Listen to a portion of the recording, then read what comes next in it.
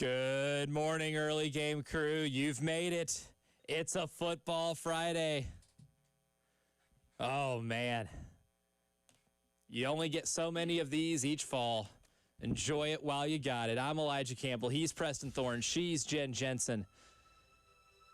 And your Gamecocks are 1-0. They're coming off of a neutral site game against a P4 opponent, where it got a little hairy going into the fourth quarter. Bakari Swain pulled off a little bit of magic. Lenore Sellers found Nick Harbor on a 64-yard touchdown bomb. It impressed the voters in the Associated Press enough where you were a top 10 team. And we get to hear this song at Williams-Brice Stadium tomorrow night for the first time in a sold-out crowd. A game against South Carolina State, my friends, is sold out. I have a friend who has a daughter who goes to Carolina. She's a freshman. She goes to all of the soccer games, the volleyball games, just to build up the equity and the points to be able to try to get a student ticket. Still couldn't get a student ticket. Don't like it. Don't love it. But at the same time, that's the type of demand this team is in right now. And I don't know if there's ever been, at least since I've been here, and at least probably since 2014, where you're going into the season as a top 10 team, this much excitement about this group in Columbia, South Carolina right now. Big game. Big game for a lot of reasons. Why is it the biggest game of the year? Because they have to go 2-0 in order to get to 3-0. Yep, you can't.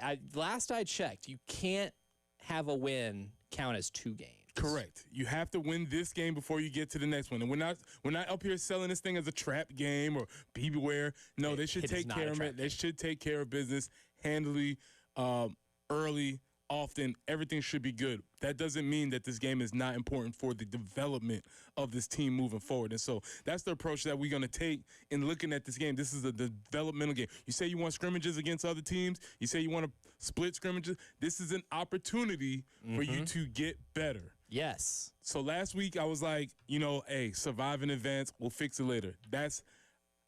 I will be a lot harder on the team as far as the grading, as far as the critiques, everything this game, because this game is a developmental game. And it is absolutely a developmental game. And defensively, there is a little bit of a test that you'll have because your depth is going to be tested a little bit.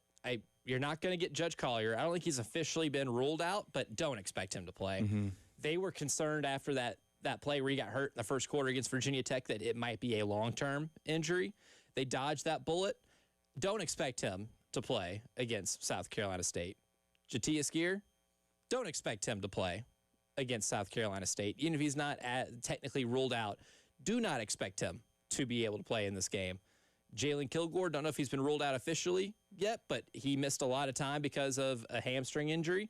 And if there's anything I can tell you about hamstring injuries, rest is the best thing you could do for it.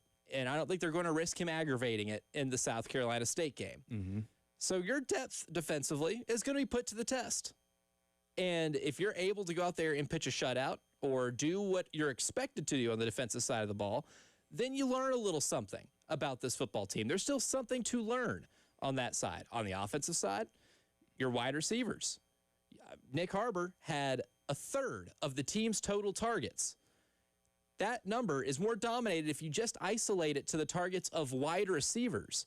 What do you have in the wide receiver room? Maybe you can learn a little something about the freshman wide receivers and who is the most game ready as we sit here 5 days now, but 6 days tomorrow into the month of September. How game ready are some of those freshmen? Has your offensive line learned anything? It's an opponent that they should dominate at the line of scrimmage. Is there something to be learned by what you have on the offensive line, especially that left guard position where you saw Rodney Newsom, who maybe isn't 100%, and Marquis Anderson both take snaps on Sunday? There's still, even though it is a game you should win by well over 40 points, it is a game where you can still learn something from it. And that's what you're looking for. This is a game where the film breakdown is going to be more critical than the other games. It's not going to necessarily be the point output or what the final score is or the spread or anything like that. It's going to be how did you actually play? What was your techniques? What was your what did you do? Execution of the game plan. All of those little nuances that coaches talk about. This game has to have more focus, and they should be better this game, regardless of the opponent, who they're playing, and that's what you want to look for. Not focusing on the opponent because, again, they're playing an opponent that they should handle pretty readily. Mm-hmm. However, that does not help them as they go forward in the season. So I'm gonna probably watch this game with a different type of critical eye on this game than you did with the other one, and they are going to need to go out there and show the things that we've heard about during camp. You know why I'm going to watch this one a little more critically than other games? One, for the reasons you laid out. But two, this is like an entire life philosophy that I have. And it's how you handle anything is how you handle everything. Mm-hmm. If you don't handle some of the little things in this game because it's South Carolina State, or you start letting bad habits creep in, bad game habits creep in, that might be how you handle games later on in the season. I think there are some teams that are in the SEC or in the Big Ten or at that, power broker level of college athletics that will cruise in a game like this, still win by 30, but put bad tape out there. And then that ultimately bites them in the rear later in the season because there is a situation, whether it be schematically or just situationally throughout a game, and you don't handle it the same way you would any other game. But when those situations arise in other games, you don't handle it the way you should because you missed an opportunity to try to execute it against an opponent that you knew you could execute it against. And for you as a fan, hey, there's not that many of this. We've been claiming, we can't wait till football. We've been counting down 100 days, 100 hours, 10 minutes, whatever. Hey, we're already week 2. Yep. You're going to blink and we're going to be in November. Week 2 is here. That's how this works. It's 2 of 12 guaranteed, right? 12 in the regular season? There's 12 guaranteed, so it's 2 of 12. Done. 2 of how many home games? The first of how many home games? 6? At least 7. 7 home games? Hey, the numbers are going down. So if you're, him and the horn, I don't know about this game. Hey, take advantage of it if you're going or if you're watching at home, because guess what? We don't get it often, and in about mid-June, come along, you'll be wishing that we could play South Carolina State. You'd be dying to see them play North Greenville, right? Like you'd die to see them play anybody, right? So that's one of the reasons why this is going to be so much fun still, and it's a game that you can enjoy without too much stress of your team losing. At least it should be that way. Let me preface it with this. It should be that way because I know a lot of people were experiencing a little bit of the sensation that my friend Langston Moore likes to call lemon booty in the fourth quarter of that Virginia Tech game. Very, very much so. It should Absolutely. Willie B should be a lemon booty free environment on Saturday night. Should be a lot of fun. Yes. A lot of explosions, a lot of music, a lot of celebrations. That's what it should be. And I think that's the expectation that we as a fan base, them as a team, as a staff, crew, labeling everybody else, that's what you need to have going into these games. That's what the number 10 team in the nation, that's how they handle these types of games. Number 10. Still has a good ring to it. It still has a really good ring to it. That leads us into our central question of the day. What do we want to see from South Carolina in this game? Again, FCS games, or games against FCS teams, rather, can be a little tricky because we do have to watch it a little more with a critiqueful eye. You do maybe have to be a little bit harder on grading just because everybody that you're going to line up against you will be bigger, faster, and stronger than. I do not want to see them get out-hustled on plays. I don't want to see any loafs, right? To go back to one of the main themes of our analysis of Alabama, Florida State from last Saturday, where Dan Orlovsky went back and charted loafs and charted 21. There should not be a loaf in this game. You can't, and that's if you're the coaches, you can't let players get away with it too. No, there should not be any. There shouldn't be any because effort is what we're going to be judging you on moving forward. Effort and execution. And again, especially for those guys, you're looking. Hopefully, the depth does get challenged. Hopefully a whole bunch of people get to play. Hopefully everybody gets their uniforms dirty. And so the idea of what you're preaching in this game is, hey, look, you're not here for a long time, you're here for a good time. Yep. We don't know how many snaps you will have, but every time you step on that field, I need you to give everything that you have, play with 100% effort, execution, and let everything else take care of itself. Because some of you guys that are starters, first stringers, we don't plan for you to be out there long. In fact, that's one of the goals that I have written down, is that we don't want to see some of these players very much after the first half. Maybe after the first drive, one way or the other in the first half, but that's about it. I want to see Lenore Steller's stat pad in that first half. Absolutely. Say you get 2 quarters. I want to see what you do in 2 quarters, right? Can you accumulate at least 175 passing yards and like 45, 50 rushing yards and get a few touchdowns in there? So that way, once we get to December and we start talking Heisman stuff, because Lenore Stellers' name is already talked about with Heisman odds. I think he has the the second highest Heisman odds, depending on the sports book you go to right now. The one I saw this week, I think, which was from BetMGM, had him as the number 2 behind Garrett Nussmeier. This is a good chance to be able to stat pad a little bit and make your case a little bit better. Yes, I know that is an individual accomplishment, not a team accomplishment, but also that's something that has not been done in this program since, 1980? Was that the George Rogers year? Also, with that, hey, it doesn't matter if Garrett is number 1, because guess what? We're going to see you. Yeah. We'll see you all right. We're going to see you, right? So it doesn't matter. That's number 1. That's cool. That's great. We're going to see you, and there's going to be an opportunity for them to go head-to-head. They've already done it once.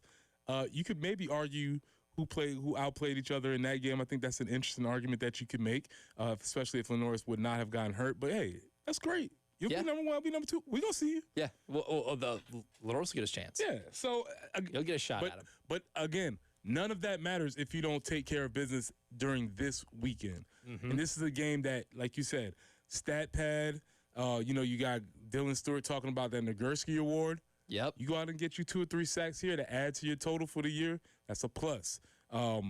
Any guys that are looking to be Jim Thorpe Award winners, you go out there and get you a 1 to 2 picks, PBUs or whatever, that adds to your stats. Because nobody's going to look through the stats and say, well, yeah, he did this, and this against FBS teams. Nobody says that. So you got to go out there and take advantage of it because, again, unlike basketball, unlike baseball, there's a finite number of opportunities to actually play. So getting them motivated, getting them excited to play should not be an issue here. In terms of the Thorpe Award thing, Brandon Cisse, you know what I want to see from this game? Them target him 0 times. Okay. Because they're going to look at that film, and Virginia Tech tried him. That's the thing about that Virginia Tech game. I think they tried Brandon Cisse. You think they looked and said, you? I think they thought they might be able to have something against him. That's how he gets targeted 5 different times. It's either that or the only receivers they trusted with the ball in their hands were just so happened to be the ones that were being covered by Brandon Cisse. But he was targeted more than any player in the South Carolina secondary. So that leads me to believe they at least weren't too afraid to throw away from him. And out of those 5 passes, he forced 3 incompletions. There were 3 incompletions. He was credited with forcing the incompletions by knocking a ball out of their hands, deflecting the pass. He showed something on Sunday. I want to see if South Carolina State throws the ball in his direction at all, especially if there's no Collier, especially if Jalen Kilgore's not playing. I want to see if he has a game where the opposing team straight up says, nope, that's a non-starter, a non-negotiable. If Cisse is on him, we are not throwing the ball in that direction. Mm-hmm. I want to see if they try him at all on Saturday. So that's one thing in terms of Thorpe Award type stuff. Thorpe Award winners are the ones who take away half of a field because you don't even want to throw it in their direction. Absolutely. Some J.C. Horn type beat right there. So that's some of the stuff that we're looking for. Coming up next, we'll discuss the offense a little bit because there's some things to look for in this offensive, side of the ball going into this game. Is the offensive line going to get better? Are we going to see more diversity when it comes to running back distribution? We'll talk about all that coming up next as we preview the South Carolina State game here on the early game.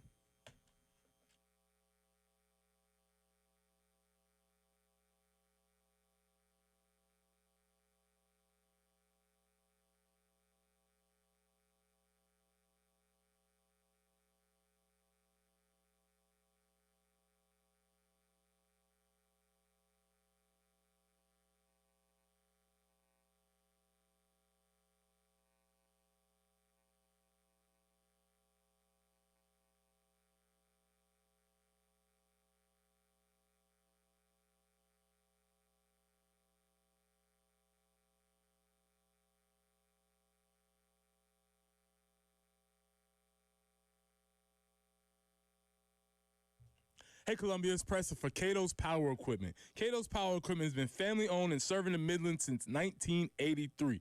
That's over 40 years. And third-generation owner Ben Cato provides top-notch service, great deals, and the mom-and-pop values that you love. Ben is determined to raise the standard of sales, service, and retail. At Cato's, we're proud to offer a wide selection of new and pre-owned mowers, tractors, and more. So if you're ready to invest in something new, the friendly team is there to make the process easy, help you choose the right equipment, find financing options, and keep your gear running strong with expert service and parts. Whether you're a weekend warrior or a seasoned landscaping pro, Cato's has got you covered. So swing by Cato's Power Equipment today or call them at 803-254-3711. That's Cato's Power Equipment at 803-254-3711.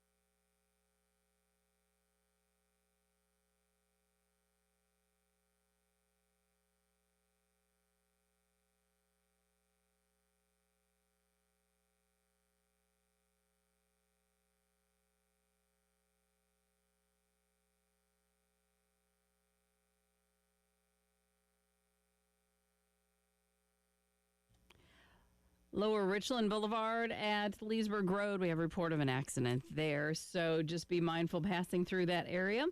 Your forecast looking pretty nice. 92 today and tomorrow. Sunny today, a few clouds tomorrow.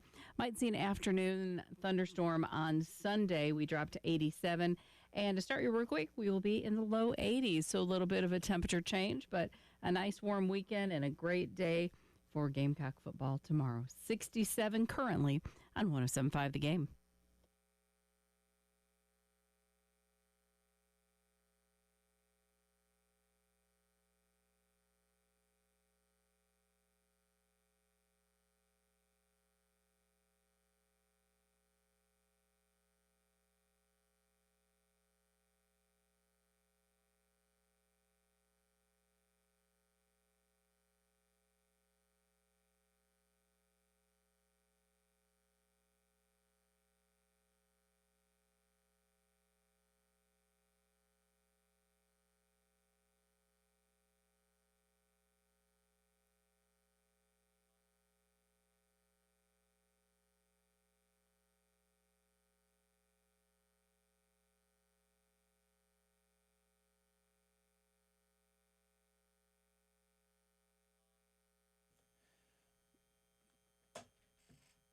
Much to the chagrin of Gamecock fans, the offensive line was still something that has been a concern for this team. It's something that we've been closely monitoring for the last few years. The offensive line is what derailed the 2023 season.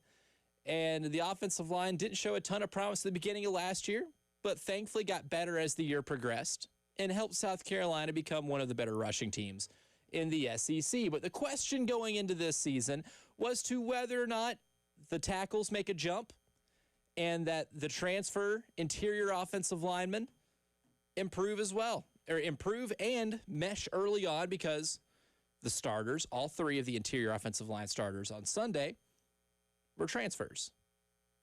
Or for the most part, no, two of them were. Trovon Ball did earn the spot to be the starting right guard. But there were some transfers in that unit, and you wanted to see how they would perform. And we got, I feel like, some really mixed results, maybe more bad than good. I don't think it's as bad as maybe some people would say, but it's still not at the level that you would like to see. It's still not at an acceptable level.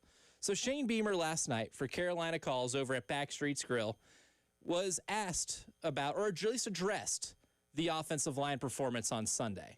Offensive line certainly needs to be better. We all do. We certainly got beat at times at the point of attack, one-on-one. Give Virginia Tech credit. They've got some good defensive linemen, but there's no question we need to be better. They did some really good things as well, but certainly we can't, have that many number of tackles for loss, sacks, and as I've said many times, that's on everybody, not just the offensive line. But those guys will be better. We had a lot of guys that were playing in there, two guys that were starting, that were playing in their first college football game ever at South Carolina.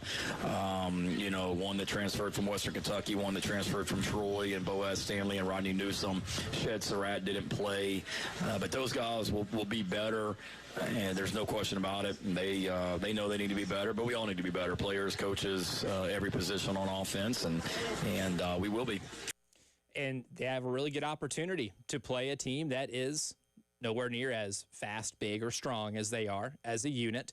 You get an opportunity to go out on a football field and maul somebody for 4 quarters. At least that's what we're hoping to see when it comes to how this team lines up at the line of scrimmage against South Carolina State. Again, if we're using the same metrics that we use with Virginia Tech, just my eye test. When I looked at the Virginia Tech game, it looked not great. When I watched the South Carolina State, it should just be like Moses, right? Parting the Red Sea, yes.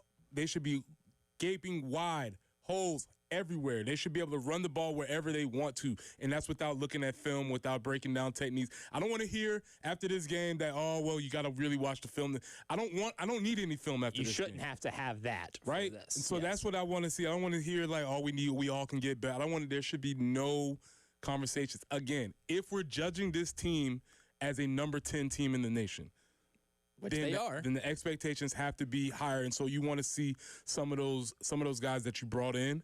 You want to see them perform. You want to see some of those players that you highly recruited. You want to see them perform. This is an opportunity for them to go out there and show if they are who they are telling us they are. Because right now, they are who we think they are. Yeah, they're Dennis Green Award. Right now, yes. And so nominees. So a nominee for this award, if we go through this game, if we finish this game on Saturday, and I would say if we're minus 200, then maybe they are who we thought they were. And that's that is a high number, but that's what it needs to be. Yeah, that is exactly what it needs to be. The standard is going to be a little different in terms of the statistical analysis of this game. You do have to to move those goalposts a little bit. Look, I love to equate offensive linemen as being really good bouncers, but on a different level, right?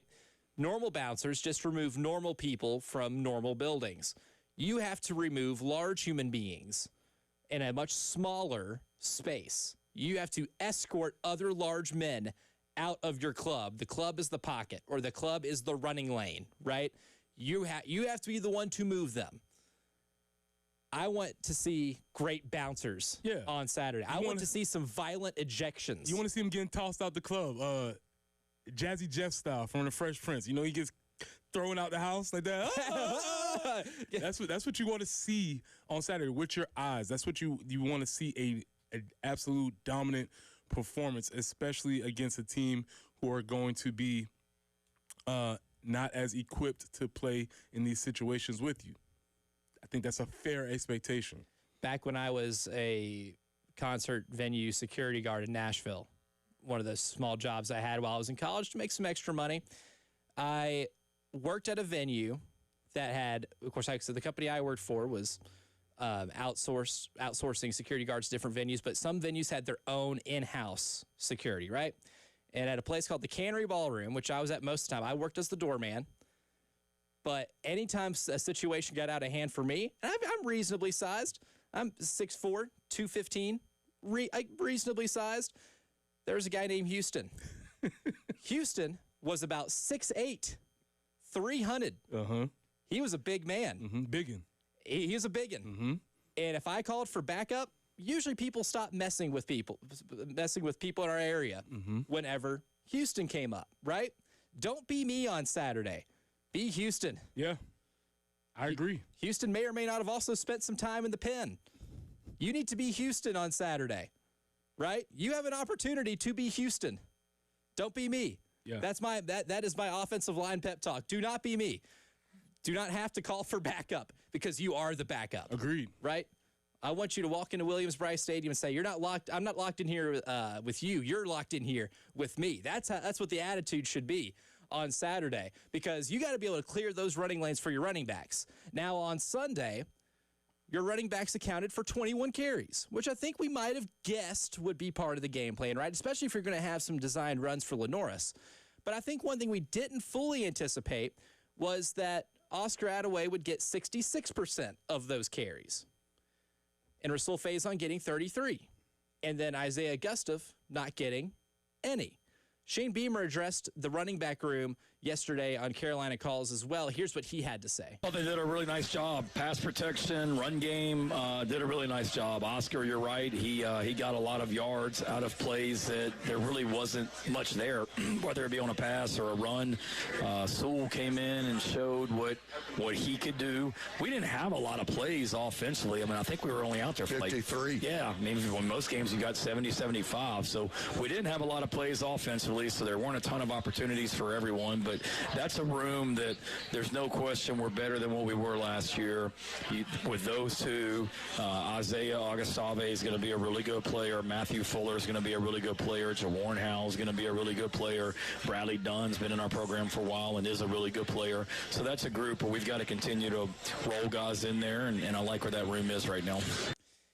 We're going to find out how much he likes the room, and I'm really curious to see just how many carries someone like Isaiah Gustav has, because we were maybe expecting to talk more about him going into the season when Rasul Faison's eligibility was kind of up in the air. But I think one thing I'd like to see is just how well he is able to run the football against anybody, South Carolina State included. Are we going into this game with Oscar Attaway as RB1? Is that where we're settling towards? Yep. That's where my brain's at right now. Okay, so you have Oscar Attaway as RB1, then you're gonna have Rasul Faison as RB2, and then who's gonna get these third carries? Because we want to see the diversity, like you said, in the running back room. Because he talked about the group being stronger. Now we need to see them on the field and doing it. Now, what do we expect from the defense on Saturday? Well, we'll discuss that coming up next here in the early game.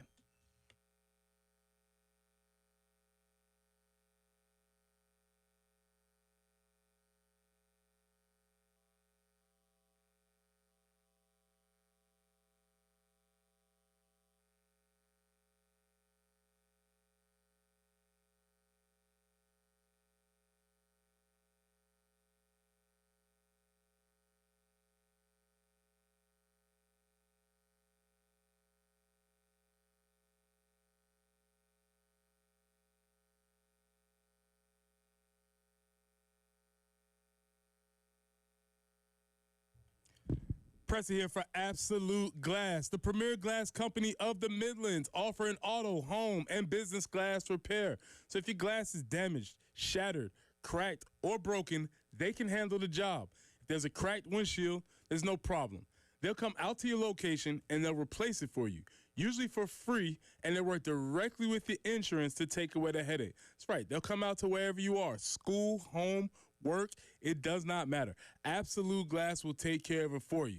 Now, if you're at home, you're looking to increase the value of your home, you can do that with new windows or mirrors, and Absolute Glass will take care of that for you too. Windows, mirrors, shower enclosures. Say it all the time. If you can see through it, Ray and Marianne at Absolute Glass can do it. So check them out online at AbsoluteGlassInc.com. That's online at AbsoluteGlassInc.com.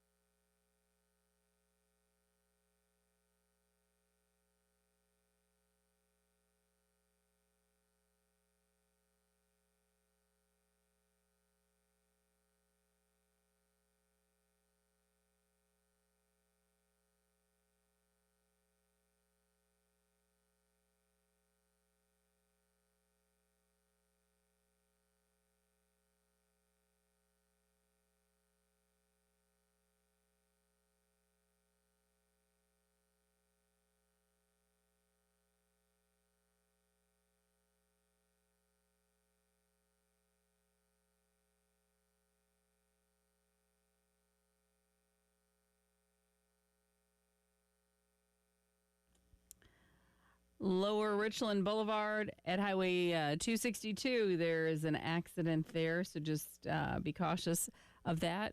Things moving along fairly well otherwise across the Midlands, and we are looking for a high today of 92.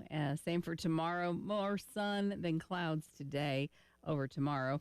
And by Sunday, we're looking for a high of about 87 with some afternoon or evening thunderstorms and in the low 80s as we get into the beginning of next week. So not too bad. A little bit warmer this morning than it has been earlier this week. It's 67 on 107.5 The Game.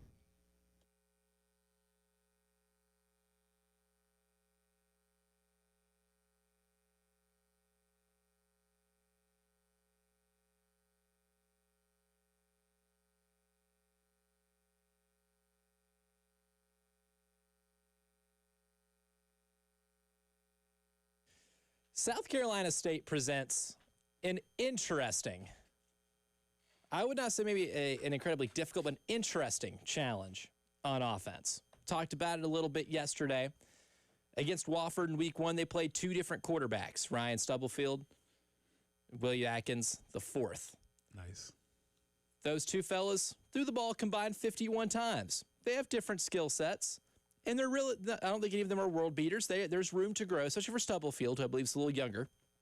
I think he could be their dude later on. Atkins, more of a transfer from James Madison. The offense didn't necessarily look clean, so that, I think, provides at least an interesting dynamic with interesting offense who runs it's a very West Coast style offense, a lot of short passing game, a lot of no huddle, but not up-tempo. Good distinction. Yes. I don't want to accuse them of being up-tempo because they will run no huddle, get to the line, and stand there and wait for instruction for about 15 seconds. Mm-hmm.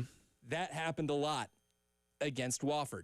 So it's more different than something you'll see later on in the year. There's a lot of offenses in the SEC are similar in ways. This may be one of your more unique ones because of a 2-quarterback system and because of the way they disguise their tempo. Put it that way. Now, again, if this was last year with MEAC Player of the Year, Eric Phoenix as the quarterback, it may be a little bit more of a cause of concern. It'd be more of a challenge. It'd be more of a challenge because he was a true dual-threat dude, and he could really dish the ball around places. They don't have that dude this year, hence the reason why they're playing 2 guys trying to figure out their system. They'll get it figured out, again, because Chennisberry's a winner. They do some really innovative things on offense, and that's why I propose, as a fan watching this game, there might be a little bit of frustration because they're going to do the hurry up to the line, wait with me, stand. They're going to try and make the game shorter, limit possessions. You might be looking for, waiting, come on, let's do something. And then they might dink and dunk for a couple of third. Expect that. There's some possibilities for a little bit of a frustrating watching experience, and that's what they're trying to do as a game plan. But overall, we are better and we should handle things. But I just want to make sure we all understand that as we're watching them in the particular type of offense that South Carolina State runs. And that's the fascinating thing with South Carolina State is just that you're just not going to see that offense a lot. And their quarterbacks, I see the potential in some of them. Now, they weren't necessarily the most accurate last Saturday. There were a couple of plays where quarterbacks missed throws. Both quarterbacks missed throws. But State's receivers also had a bad case of the dropsies, where a receiver would get schemed open really well. They would do the hard part. They'd run the route really well, and the ball would hit them in the hands, and they would have some pretty brutal drops. That being said, that will not happen every game. Even at the Division I level, all across Division I level, you might have a receiver drop a couple passes, but they're at the Division I level for a reason. They will eventually catch them. So from a coverage standpoint, there's still something to look for when South Carolina is playing with more of their reserves. This is a good test for someone like Vakari Swain, who's someone I'd like to see better at in coverage. You're coming off a game against Virginia Tech where you lost a lot of 50-50 balls. I don't expect the State receivers to get a ton of separation. If they do, that's a little bit of a problem. But you're going to get more chances for 50-50 balls in this game tomorrow than maybe you did against Virginia Tech. This is one you'd like to see them come down with a few of those. Or maybe have more PBUs. Maybe Brandon Cisse not being the only one who gets accredited with a forced incompletion, right? This is one of those games where, from a cornerback perspective, you have a chance to make some plays because the 50-50 balls and the jump balls are going to be there. Mm-hmm. And because of the scheme, they're going to try and get guys open through the route combinations that they run and all of those types of things. So secondary play is going to need to be communicating. And I guess overall, you talk about just playing a clean game. You don't want to see any blown coverage, anybody behind the DBs or things of that nature. But they did something last weekend that doesn't happen often by keeping the team out of the end zone. And when you do it once, now you have a chance to start something. Once is fine, but maybe twice it starts to become a thing. And where you go into the next week against Vanderbilt and saying this team has not led a team in the end zone. And that starts to become like a rallying cry for the defense. Right now, it was cool. We did it. But this weekend presents another opportunity, and I propose that one of the goals should be no touchdowns, no trips to the end zone. None. Absolutely not. And South Carolina State's offense didn't get into the end zone until the 127 mark in the game against Wofford. They needed that touchdown to go up 16-15. They kind of lucked out because Wofford got in field goal range, but they missed a field goal as time expired, and they end up escaping that game with a 1-point win over the Terriers. There is one player on South Carolina State, though, that I was actually fascinated with when watching the game, and that's their right tackle, Roger Smith. Roger is 6'4", 340. Biggin. Mm-hmm. Roger in run blocking, pass protection, needs some work. That guy run blocks at an FBS level. Mm-hmm. He is a violent blocker. Enough to where I texted you. I was like, I found at least a dude. I found a dude you said, on the team. That was immediate. He jumped off the film. Jumped off because there were a few plays where South Carolina State ran the ball, especially in that first half, where Roger Smith took the edge defender for Wofford out of the frame, right? There were some violent like blocks. The blindside style. Yes, exactly. You see him on the, because they're moving from left to right on your TV. He's on the right. He's at right tackle. He kind of pulls out a little bit, and he takes somebody, and next thing you know, the running back is in a completely different frame than him because he has removed that player from the equation completely. And that's number 79? Number 73. Number 73, Yeah, okay. 73, Roger Smith. I actually thought was really good. And PFF was a little harsher on him when it came to some of the sacks given up. Because I don't think they were necessarily his fault. I think there was definitely some processing errors going on with the state quarterbacks at times. And there was a whole lot of moving into the pressure of the pocket. But Roger Smith is a guy that can play at the FBS level. I think he can play at the Power 2 level. He is one of those guys on offense that I would say can play at the level that we're talking at right now, which is going to be really fun because guess who he gets to line up against on Saturday? Number 6. He's going to have his opportunity. He's going to have his opportunity to put something on film against maybe the best edge rusher in America. And this is another aspect of these types of games where it's a developmental game for South Carolina, but it's a showcase game for some of those dudes at South Carolina State. Yep. Not only dudes, but the coaching staff, everybody. They get a chance to show what they've been doing on a larger, grander scale. And that film matriculates around the P4, right? And they say, oh, man, this dude, he put up a good game against Dylan Stewart. Let me see what he's about. Transfer portal season, here we come. Maybe he has different opportunities if he goes out and plays well. So the motivation for them is going to be there. And also for the fact that this is also a different game with South Carolina State because South Carolina State has their own goals. Sometimes you play, like what was last year? Who did we play? Kent or Akron. They were terrible. They had no goals of their own. There was nothing going to happen. South Carolina State has their own goals that they're trying to repeat and accomplish things. So they are approaching this game as they understand the circumstances, but they're approaching this game in a different way than some of these other teams that when you play these types of games are. Now, I am a little disappointed to learn that Roger is a graduate student. Okay. But he is playing for NFL tape and a Senior Bowl invite. That's when magic happens, right? When you get that Senior Bowl invite. Mm-hmm. He's also one of the players that did follow Chennis Berry from Benedict to South Carolina State. So he has climbed the ranks from D2 to D1. He gets a hell of an opportunity to line up against Dylan Stewart. That's a far cry. That is. From what he was doing a couple years ago. That absolutely is. So good for him. We'll see. Yeah, good for him. We'll see how he's able to do. And if you're the defense, does this Gamecock defense keep another team out of the end zone? Well, over the weekend on Sunday, Vakari Swain ran a punt back for a touchdown.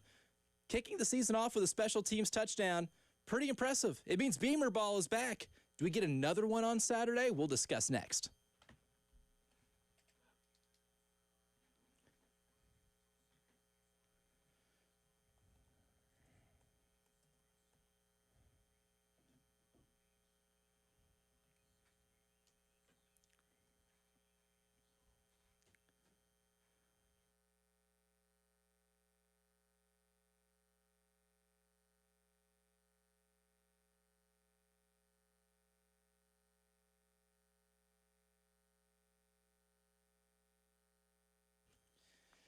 Tonight, starting at 7, you can hear myself and Justin Hall on the High School Football Scoreboard Show. Jen will be there as well. We're going to have a lot of fun, but during those 4 hours, we give you the Vertex PT Specialist comeback of the night.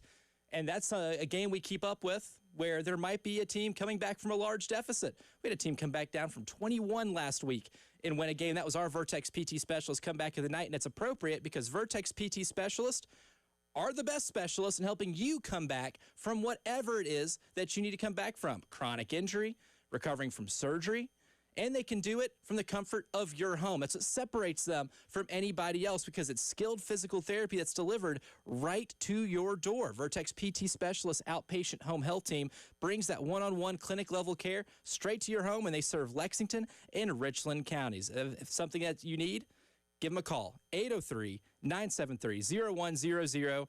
Vertex PT Specialist, bringing recovery to you.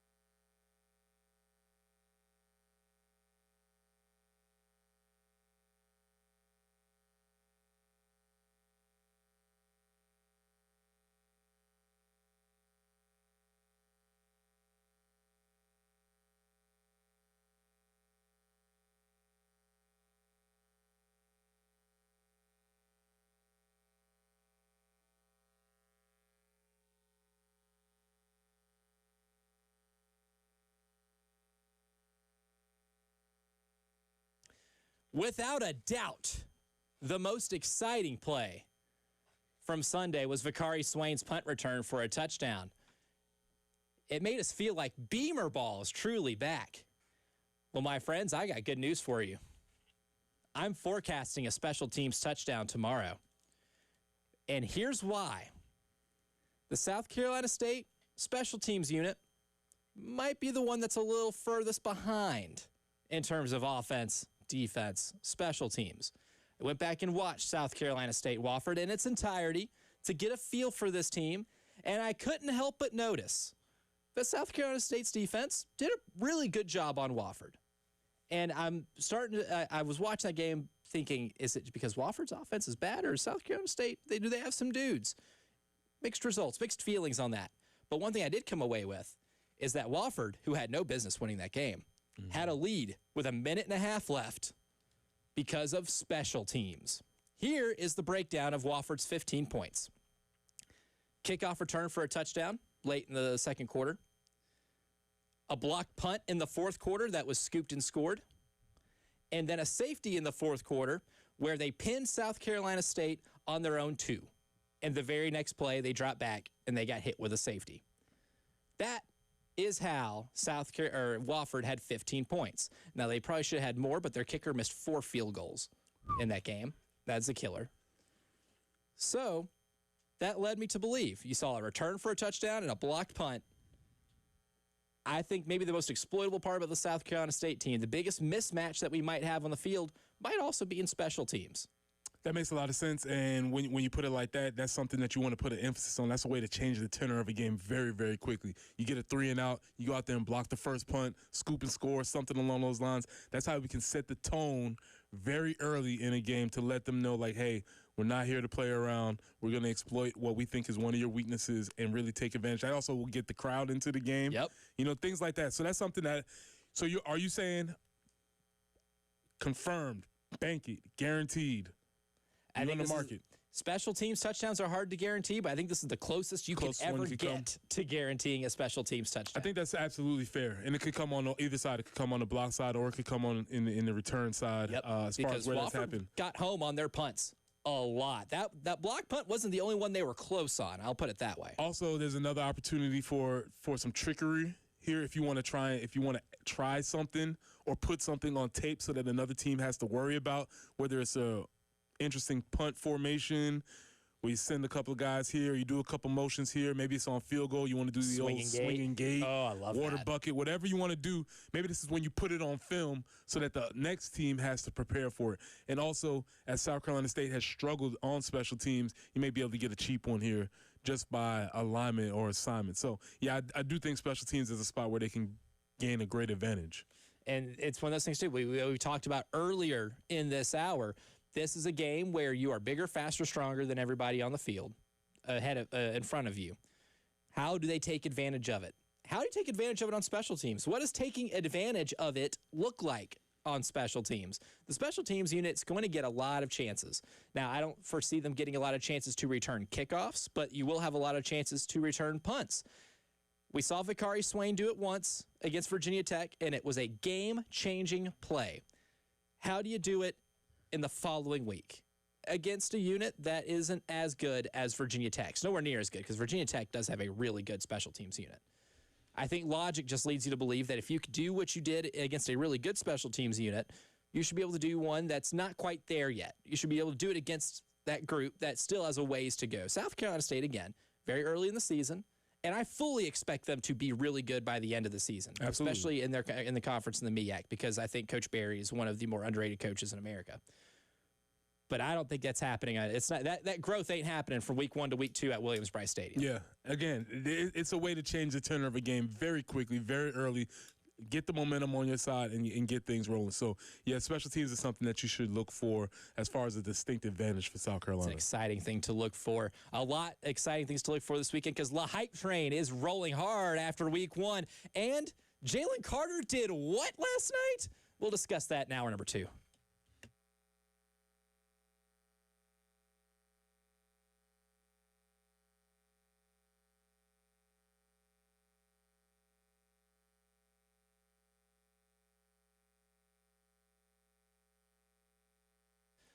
Look, I love having carpet in my home, but one of the most inconvenient things about it is sometimes there will be stains that just appear. Don't know how it got there. I probably spilled something. I don't know. I don't know what happened. But when you see it and you notice it, especially after it's been a couple days, it can be hard to get out.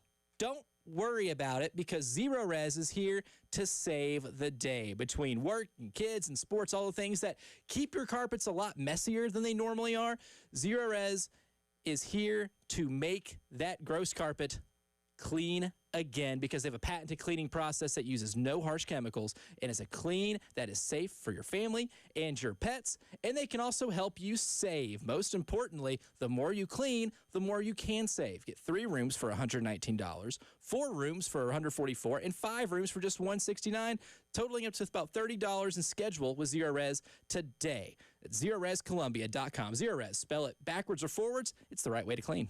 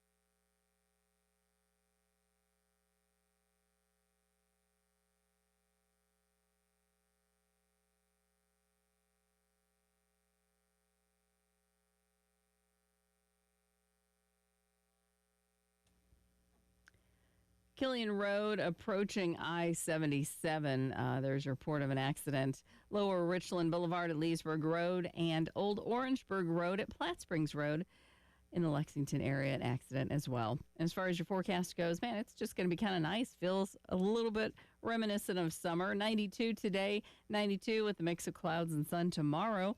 And on Sunday, maybe an afternoon thunderstorm could pop up. High of about 87. We drop to 82 on Monday and stay in the low 80s for at least the first part of next week. Right now, 67.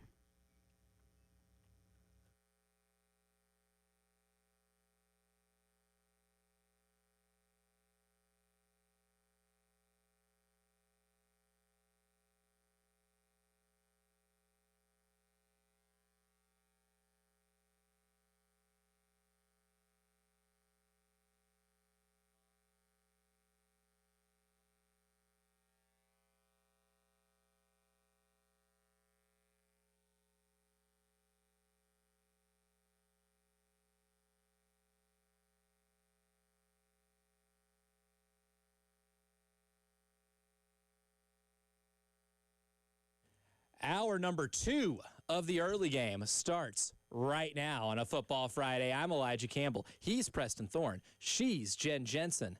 And we are all over the hype train right now. We were before the season started. And, buddy, when you rush for a touchdown on the first drive of the season by running over a poor defender who's trying to make a business decision, And then you throw a 64-yard touchdown bomb to seal the game. Oh, and then to put the nails in the Virginia Tech coffin, you shake off 3 defenders, convert a 3rd and 13, and then you get a 4th down on like a 4th and 5, and you were able to design quarterback run your way to a 1st down to make sure Virginia Tech has 0 chance to even put a touchdown on the board.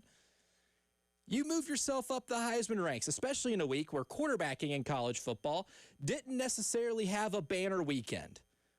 The hype train is moving at a rapid pace right now. He is now the 2nd highest odds, according to BetMGM, to win the Heisman, only behind Garrett Nussmeier. And if you don't believe the media in terms of how they evaluate Lenoris Sellers, how about we ask a Virginia Tech player how hard it is to tackle Lenoris Sellers? Because Virginia Tech defensive lineman Kamari Copeland went online, and I don't know if he's doing a podcast or whatever, if he just made a TikTok about it, but he was kind of talking about how his first game at Virginia Tech went. And he took some time to talk about how bleeping hard it is to tackle Lenoris Sellers.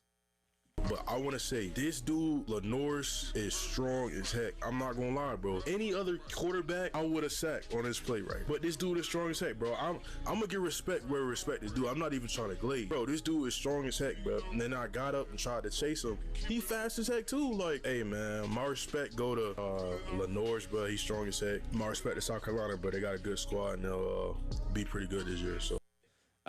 I love the not even trying to glaze. That guy is strong as heck. And then I tried to chase him, and he's fast as heck, too.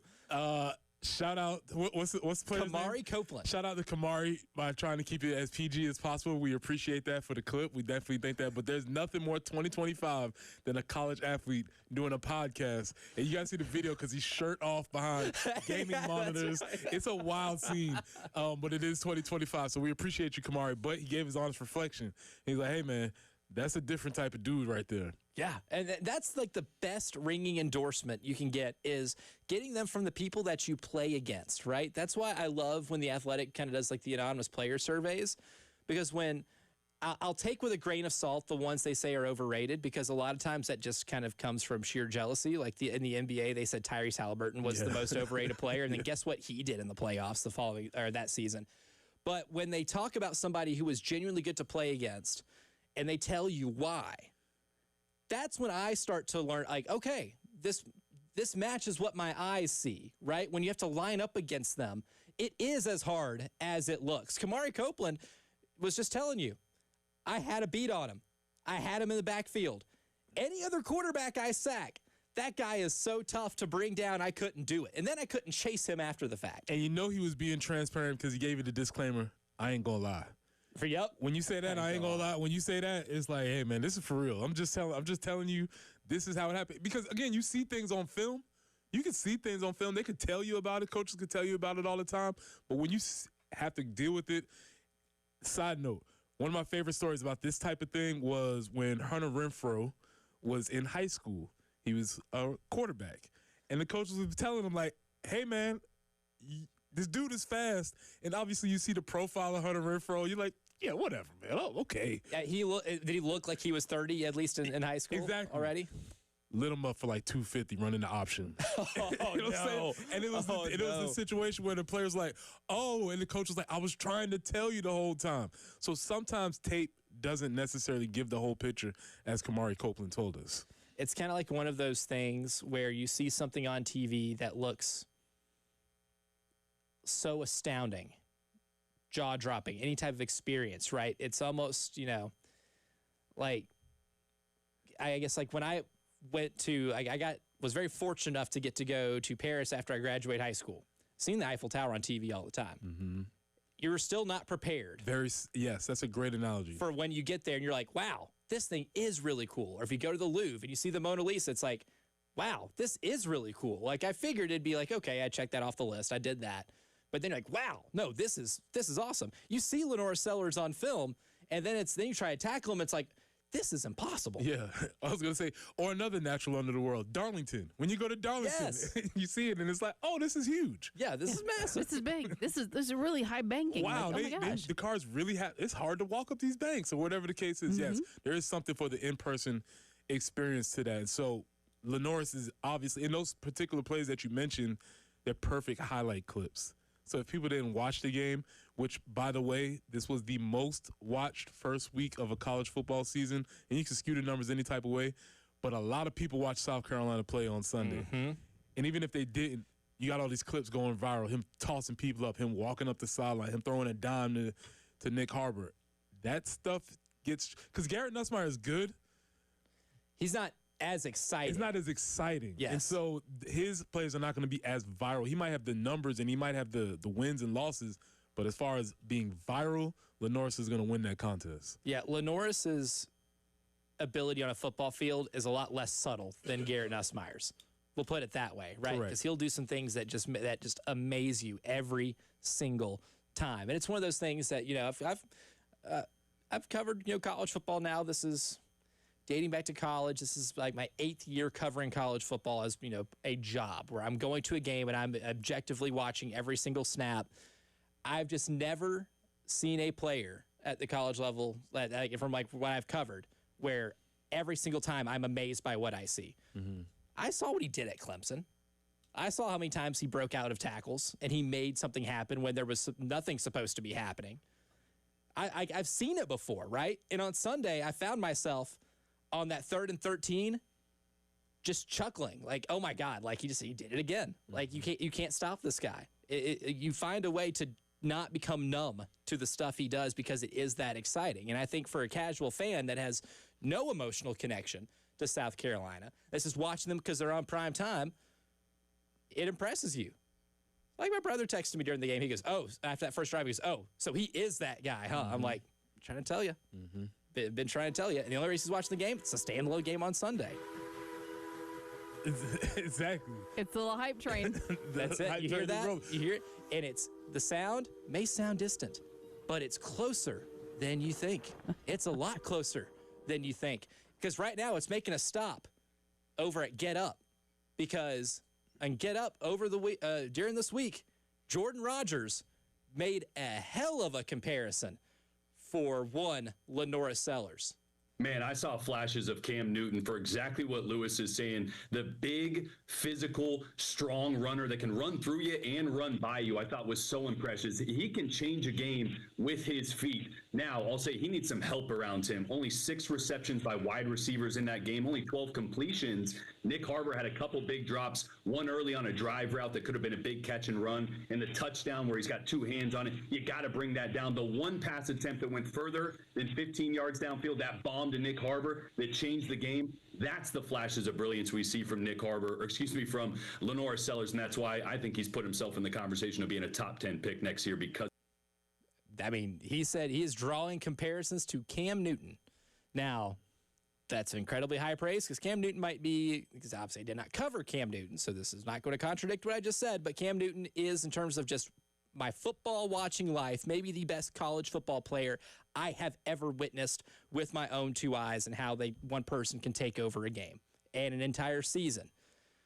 So I don't want to say he's Cam Newton yet, but I think you can take what Jordan Rogers says and pick it apart a little bit by saying he sees as flashes of that.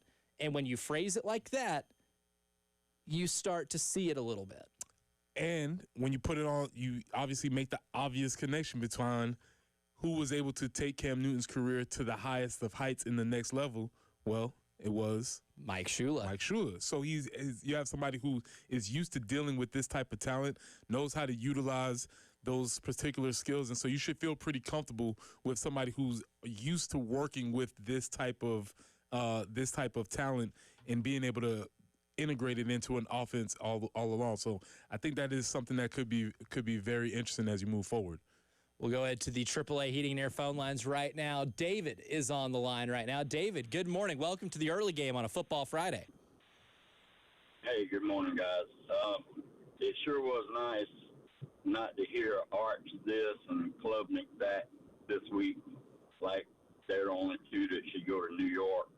So it's been a nice, quiet week as far as they're concerned. The question that I had is, I know Limbo's team made a good run, but I was wondering if y'all had any opinions on Dow Loggins' App State team. Appreciate what you do, man. Take it off the air. Yeah, appreciate it, David. I mean, I got to watch a good bit of the first half of their gaming at Charlotte, and it felt like they started pretty slow. And I think there was just some week one-iness involved in that. But at the end of the day, they beat Charlotte by, 22 points? I think it was a 33-11 Handled them. final score. A lot of 11s as final scores in college football. But 33-11 on a neutral field, even though it is technically closer to being a Charlotte home game because they played that in the Panthers Stadium. But an offense that put up 33 points, and Dow Loggins, it is his roster. There is no year zero kind of thing to this because he came in and from what I've been told, he came in and cleared house, right? He made sure some of the guys from certain recruiting classes were not going to be there at Appalachian State that season, and he brought his guys in, kind of like what Dion did at Colorado. And so far, it's working. He brought in A.J. Swan to be the quarterback. For those who were like, A.J. Swan, that sounds familiar. Elijah, why does it sound familiar? Guy who started his career at Vanderbilt, hit the transfer portal, and was committed to South Carolina for like 5 minutes, and then decommits to go be the backup at LSU last year. Well, he follows Dowell to Appalachian State, so they at least have a guy with some SEC experience at the quarterback position. There's a lot to have to replace, and he's starting from scratch, but Dowell was really building that program in his image, and after one game, it looked pretty good. Yeah, that's something to keep an eye on to see how that progresses throughout the year. Obviously, they always have high expectations at App State for football. So I'd like proud program. Yeah, for sure. So I'd like to see where that goes. Yeah, they didn't run Sean Clark out of town for their health. Yeah, right? He was one of them. Yeah, because he was one of them, and they turned on him because you go 5-7 at App State. That is unacceptable, right? That was a school, and they made their jump to FBS. They did it because they expect to win immediately, which is why I was happy for Dowell to get that job because that's a really good gig. It's a proud program. They play in a really good G5 conference, a conference that if you win and you only lose 1 or 2 games in the season doing so, you can put yourself in the college football playoff. There will be a Sun Belt winner that weasels their way into the college football playoff.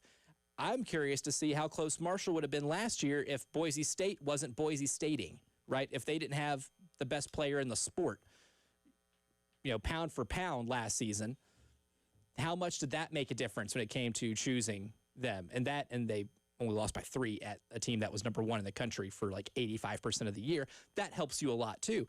But that is a spot where Dow Loggins can take them to a playoff if he runs the table in the Sun Belt. Now, I don't know about this year in terms of making the playoff, but that's a team that showed against another school that's as a coach in year 1 that with all things being equal, you can still go out there and flex on somebody a little bit. I don't think anybody expected them to win by 20-plus, by 3 touchdowns. You could expect them to win the game, but I don't think anybody expected them to win by the margin they did. Yeah, great win for them to start the season. Yeah, so that's if you're looking for a team to watch the rest of the season, Appalachian State is one to keep an eye on because of Dow Loggins and because, one of my favorite G5 programs in all of college football.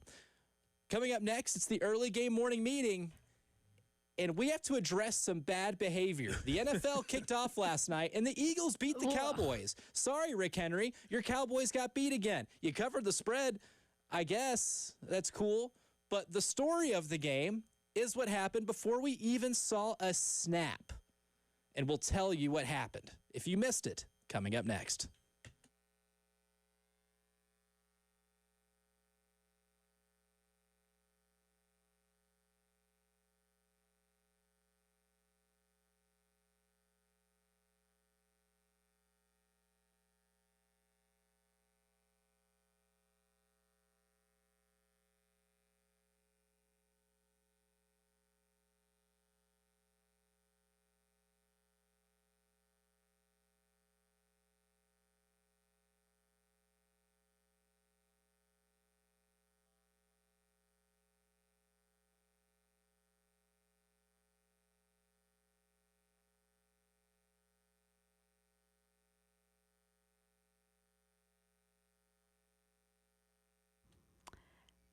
Hey, it's Jen. If you're looking for flooring, you need to discover the unparalleled quality and selection at Mill Street Flooring, your go-to destination for the finest luxury vinyl plank flooring in the Midlands.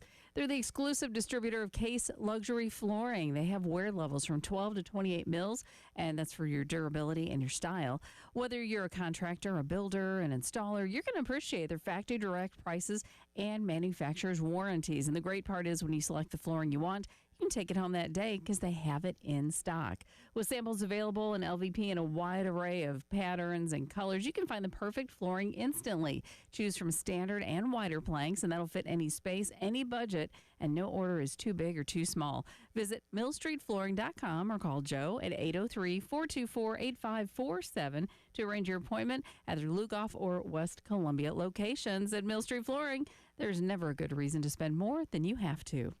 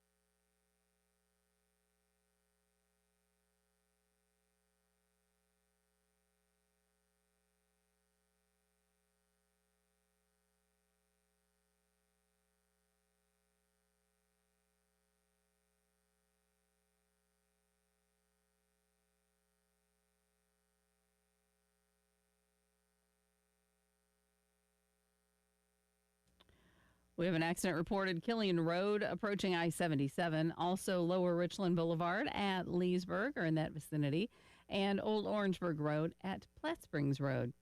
Yeah, the forecast, it's looking pretty nice. Again, a little bit summer-like today and tomorrow, 92 both days. More sunshine today than tomorrow.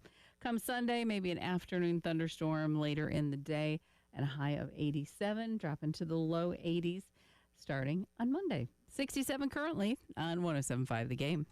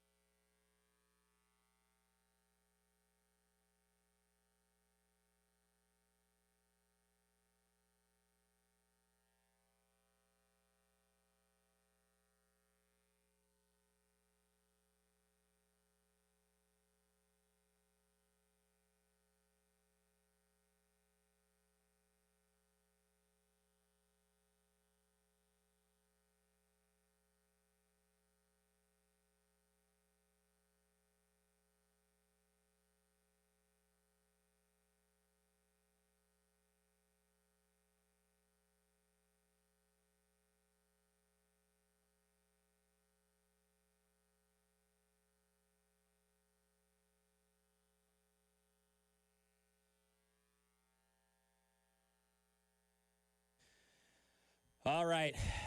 It's time to address a little something. We're about to play the good morning song, and it's not a good morning for some. So without further ado, Jen Jensen, hit it.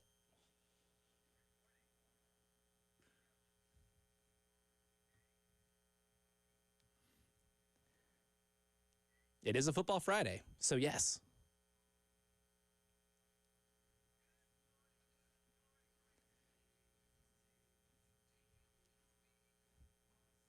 Tomorrow, too.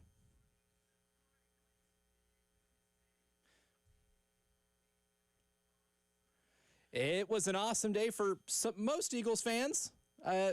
They kicked off their season with a 24-20 win. But you know what happens when somebody acts out of pocket? The win doesn't become the story, Preston Thorne. The win does not become the story anymore. Yeah, sometimes teachers have to address things in morning meetings. We have to address discipline issues, maybe some things that are going wrong in the classroom. We have to just put it on the table so we can make sure that we know, first and foremost, keep your hands to yourself. That's one. And then two, I'm not sure why we even have to say this.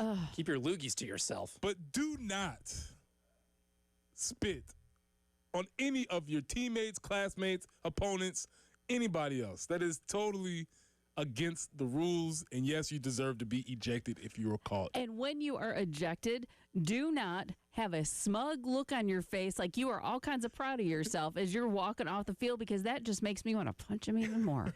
Yeah.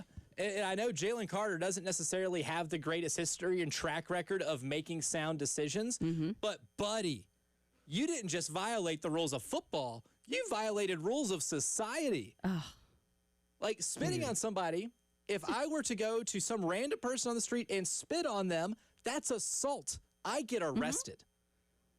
And the fact that he did that, not just in the middle of the game, because it's absurd enough to do it within the confines of a sport. We didn't play a snap yet. Yeah, the game hadn't even started yet. Yeah, and again, listen, man, I played football. I'm not gonna sit up here and clutch my pearls like, oh my God. Weird things happen in huddles and in piles. All kinds of I've heard some horror stories of what happens in piles. But that was egregious just for the fact that it was wide open. There wasn't anything that had happened between the two.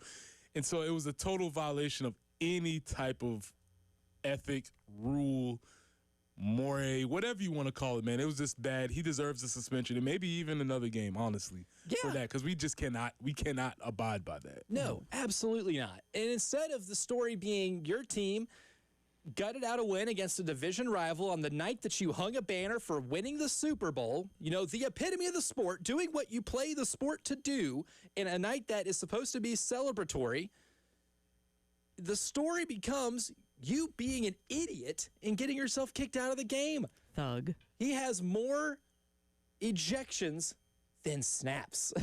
That's a stat I didn't think I would. Yeah, I would think we got to. Yeah.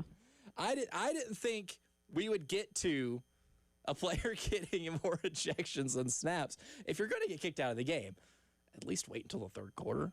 Yeah, have a reason. Yeah, what was what's the motivation? It wasn't the crime did not match the supposed violation. Yeah, get him out of here. That is something that has to happen. So, kids, keep your hands to yourself. Do not do that to anybody. That is a learning lesson for us all. Let's not do that. Let's not have to address this anymore. Most of the time, our morning meetings are fun, but today we had to address something. We had to address something. Now we can get to the fun stuff. To the fun stuff, which is the football game. Yes, buddy, Jalen Hurts looks really good. That guy, at one point after that second rushing touchdown, I was like, oh, he's on a do-it-to-him mission tonight, because I think he completed, his first 6 or 7 passes, and then had 2 rushing touchdowns where he escapes the pocket and just makes magic happen. And it was one of those things where if you're a Cowboy fan, where you're like, man, if only there was someone on the roster. If only there was somebody available to us the entire offseason, training camp, that could possibly act as a quarterback spy. Somebody who could contain on the quarterback. Yeah, somebody who is fast enough to keep up with Jalen Hurts, big enough to bring him to the ground if he needed to. Oh, wait. Yeah, you traded him. Okay, all right. However, Jerry Jones said they needed to stop the run. And Saquon had what, 60 yards? I want to double check that. To make I think I just pulled that out of thin air, so I'm not all the way accurate on that. But Jer said that they needed to stop the run. He stopped the running back run because Saquon Barkley ran 18 times for 60 yards, which is 3.3 yards per carry. See, under 3.5 according to your nerdy metrics. Yes, but there were other people that ran the ball. Will Shipley only carried the ball 3 times, picked up 26 yards. It's good for 8.7 a pop. Shout out to the Purple Pants. And Jalen Hurts ran for 62 and 2 touchdowns. Can't do that. The Eagles averaged 4.2 yards per carry. Yeah, but you add it in with the quarterback runs and all that type of stuff. They stopped the run maybe enough to be acceptable in this game, considering how the Eagles run on everyone. Yeah, you stopped the run a little bit, but it probably would have helped to have a linebacker that can chase number 1. Quick morning announcement before we continue on Football Friday. The name MV3. Our own Asia Wilson was again named Player of the Month. Oh, man. And she looks like she is tracking towards being MV4. Looks like it's going to be 4 in a row. We'll see. They do some shenanigans. The WNBA sort of does a thing that all leagues do where it's like, hey, man, you've been too dominant. We're going to give it to somebody else, even though you're still the best. So keep an eye on that, but it looks like it's going in that direction. It's an MVP pet peeve of mine that sometimes the MVP will go to the best player on the best team. Nafisha Collier is the best player on the best team, and that there's a good chance that happens. But if we want to really talk about who the most valuable player is to their team, their success, it will be Asia Wilson every year because she is the best player on planet Earth. Correct. Did you see that Bree Hall has gotten picked back up by the Indiana Fever because there's like a hardship waiver because they had an injury? A lot of injuries with the Fever. That season got derailed, unfortunately. Aaliyah was playing well. Caitlin was coming along. She's had injuries, but out for a year. How this works? Somebody gets off the roster, and it's fortunate for Bree. She gets picked up. So hopefully she gets some good looks and maybe some looks, a little bit of change in her pocket. See how it goes. Yeah. So, I mean, isn't it ironic that the team that has the injury bug is called the Fever? Yeah, something else that really also spreads. Yeah. That might have been some eerie foreshadowing. We have some NFL on tonight, too. Chargers Chiefs playing in Sao Paulo, Brazil. Don't love NFL playing on Friday night. College game. There's too many college games on Friday night because I'm still a high school football. Should still rule the football universe on a Friday night. But they play tonight on YouTube or YouTube TV. Who you got in this one? I wouldn't be surprised if the Chargers end up really pushing for this because I like the Chargers a lot. But not having Rashawn Slater, I think there's going to be some learning curve there for a little bit against that defense. I guess we'll see if it's a continuation for the Chiefs of being able to weasel and wiggle out of games that are tight and seeing how they win those types of they tight master games. The dark arts. Yeah, see if they can win those games. I'm interested to see how that sort of plays out. But I guess give me the Chiefs. I don't expect we'll have any garbage time in that game in Sao Paulo. I do expect some garbage time in the game tomorrow, meaning once we reach what the French would call garbage time, who do we want to see at quarterback for South Carolina and see what they have and their playing abilities? Preston and I will answer that question coming up next on the early game.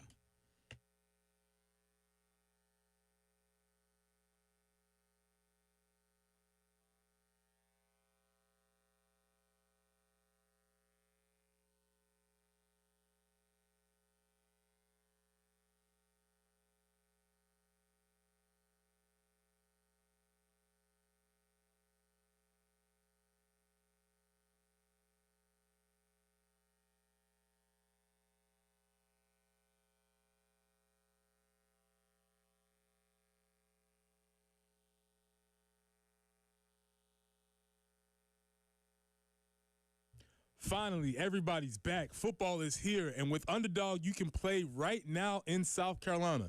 Playing Underdog Fantasy is easy. Just pick whether your favorite players will go higher or lower on stats like touchdowns, receiving yards, interceptions, or more. If you get your picks right, you can win up to 5,000 times your cash. This week, I'm looking at Mr. Swift, Travis Kelce, to go higher than 50.5 receiving yards. That's Travis Kelce to go higher than 50.5 receiving yards. Download the app today and sign up for promo code EARLYGAME to score $50 in bonus funds when you play your first $5. That's promo code EARLYGAME. Millions of fans have already won billions making picks on Underdog. Will you be next? Must be 18 plus and present in South Carolina. Terms apply. See assets.underdogfantasy.com/web/play and get terms _DFS.html for details. Concerned with your play? Call 1-800-GAMBLER or visit www.ncpgambling.org.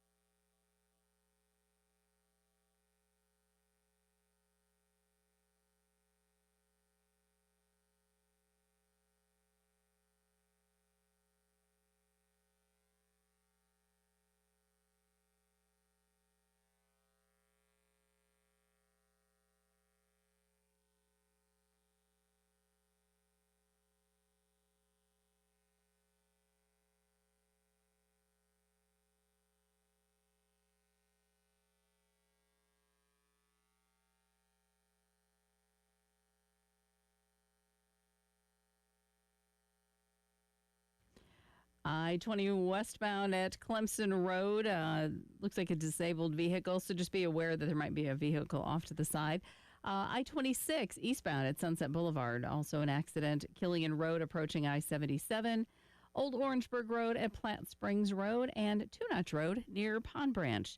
So a little bit busy out there this morning. Be careful, but what a forecast. 92 and sunny skies today. 92 with a mix of clouds and sun tomorrow. So should be a great day for tailgating and a game tomorrow night.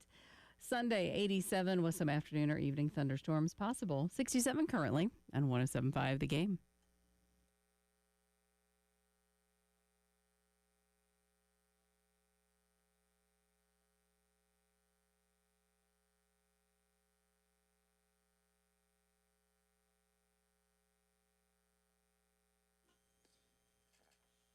Don't forget, tonight, 7 o'clock, 7 to 11, it's the Cotman Transmission High School Scoreboard Show. Myself and Justin Hall, not to confuse the Justin Long of Dodgeball and Accepted fame. Myself and Justin Hall will give you all the high school scores from a loaded slate. We'll talk about that with Lou Bajak at 8:30. And, of course, making a celebrity appearance on the High School Football Scoreboard Show by Cotman Transmission tonight. One Jen Jensen. Woohoo! I'm so looking forward to it. Fun, I said, you know what? I wanted a chance to hang out, and so I want to see what it's all about. So everybody take it easy on me because I don't know what I'm doing. We're going to have fun. It's a lot of fun. It's the last hour and a half gets pretty chaotic because we have so many people calling in. We have a lot of coaches that call in afterwards too. But it's a ton of fun. Yeah. It's a whole lot of fun. So that starts tonight. You get people calling in like, oh, hold on, I'm losing reception. I'm coming through Barnwell right now. Hold on a second. I just want to tell you about the war horses. Oh, yeah. I mean, That's awesome.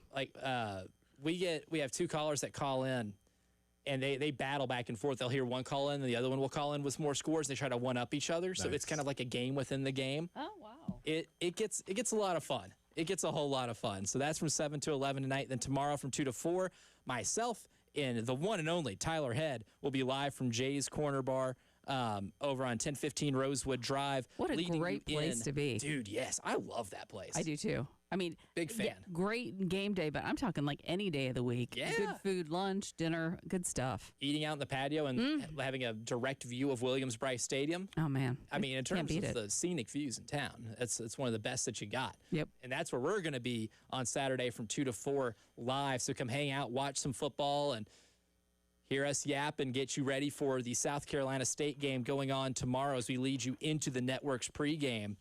And one thing we're probably going to be talking about tomorrow is the type of players we're excited to see in game action, right? I expect some garbage time pretty early. I expect an entire second half of it.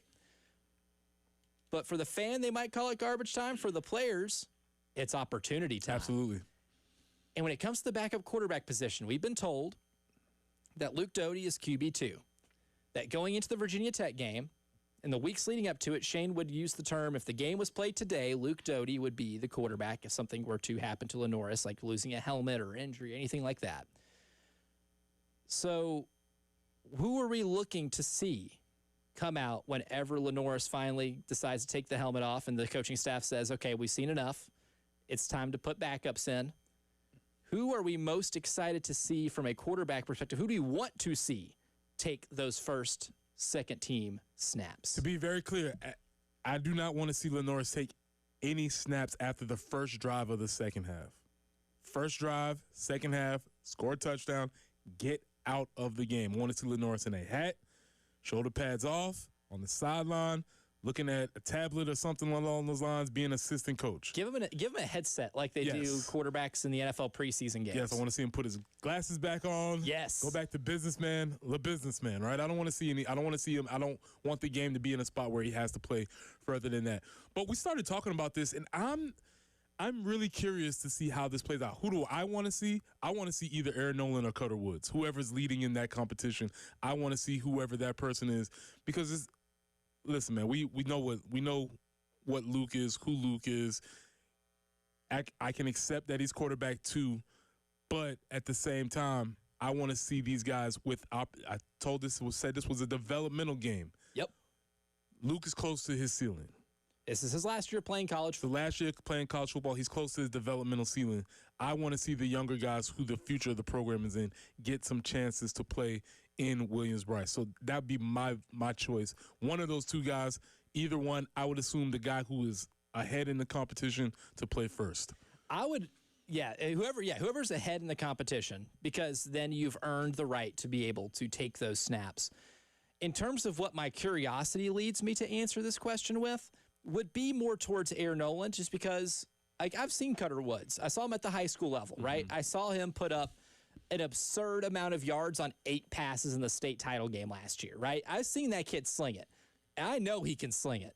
And I saw a lot more out of him in a spring game. And yes, it's the spring game, but Cutter Woods had a really good spring game. So you've seen him a little. I personally have just seen more of Cutter Woods. I want to see what Aaron Nolan's got. I want to see what he looks like back in the pocket in that environment and see what the hype was about coming out of high school, right? Because clearly he is talented. You do not get to commit to play quarterback at Ohio State if you can't ball at the high school level. I want to see what you got in a game where you're expected to move the ball down the field. You're expected to engineer drives. What is his big play ability? What does his arm look like?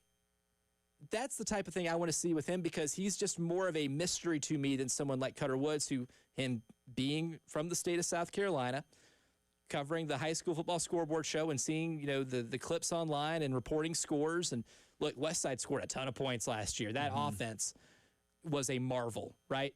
I know what Cutter Woods is about from a prototype standpoint. And it will be nice to see if he goes out there and he plays in that environment, what he plays like in that environment. But my curiosity is itching for me to see what Air Nolan has. Yeah, and that's why I think this is a really important question. I'm sure the staff has answered this and what the game plan is moving forward. But just philosophically, normally you put the backup quarterback in. But in this case, we know what the backup quarterback, who he is, what he is about, how much his development process is. And I've said it again, he's at his developmental ceiling. And it doesn't do the program much good for the future for him to be taking snaps now. Immediately, sure. But for the future, I would love to see one of those young quarterbacks get in. And I think you brought up a lot of great points about sort of knowing who Cutter is. Air was a mystery to me. Obviously, first team name All-American. A quarterback named Air that goes by Air. A strong room with Air and Cutter. Shoe-in. Great. A shoe-in for that. He would be a shoe-in if the other guy wasn't named Cutter. You know what I'm saying? So that's a tough battle. I want to see one of those guys. But now that you said that, yeah, maybe seeing a little bit more Air would be more satisfy some of my questions that I have more, because he's obviously highly heralded, but I haven't seen him play. And because we don't get a chance to see a lot of practices, still don't know exactly what his game looks like. Yeah, and even selfishly, because I know this football season will not last forever. We will have an off season, and one of the biggest storylines will be who is replacing Lenora Sellers as the quarterback for the 2026 South Carolina Gamecocks.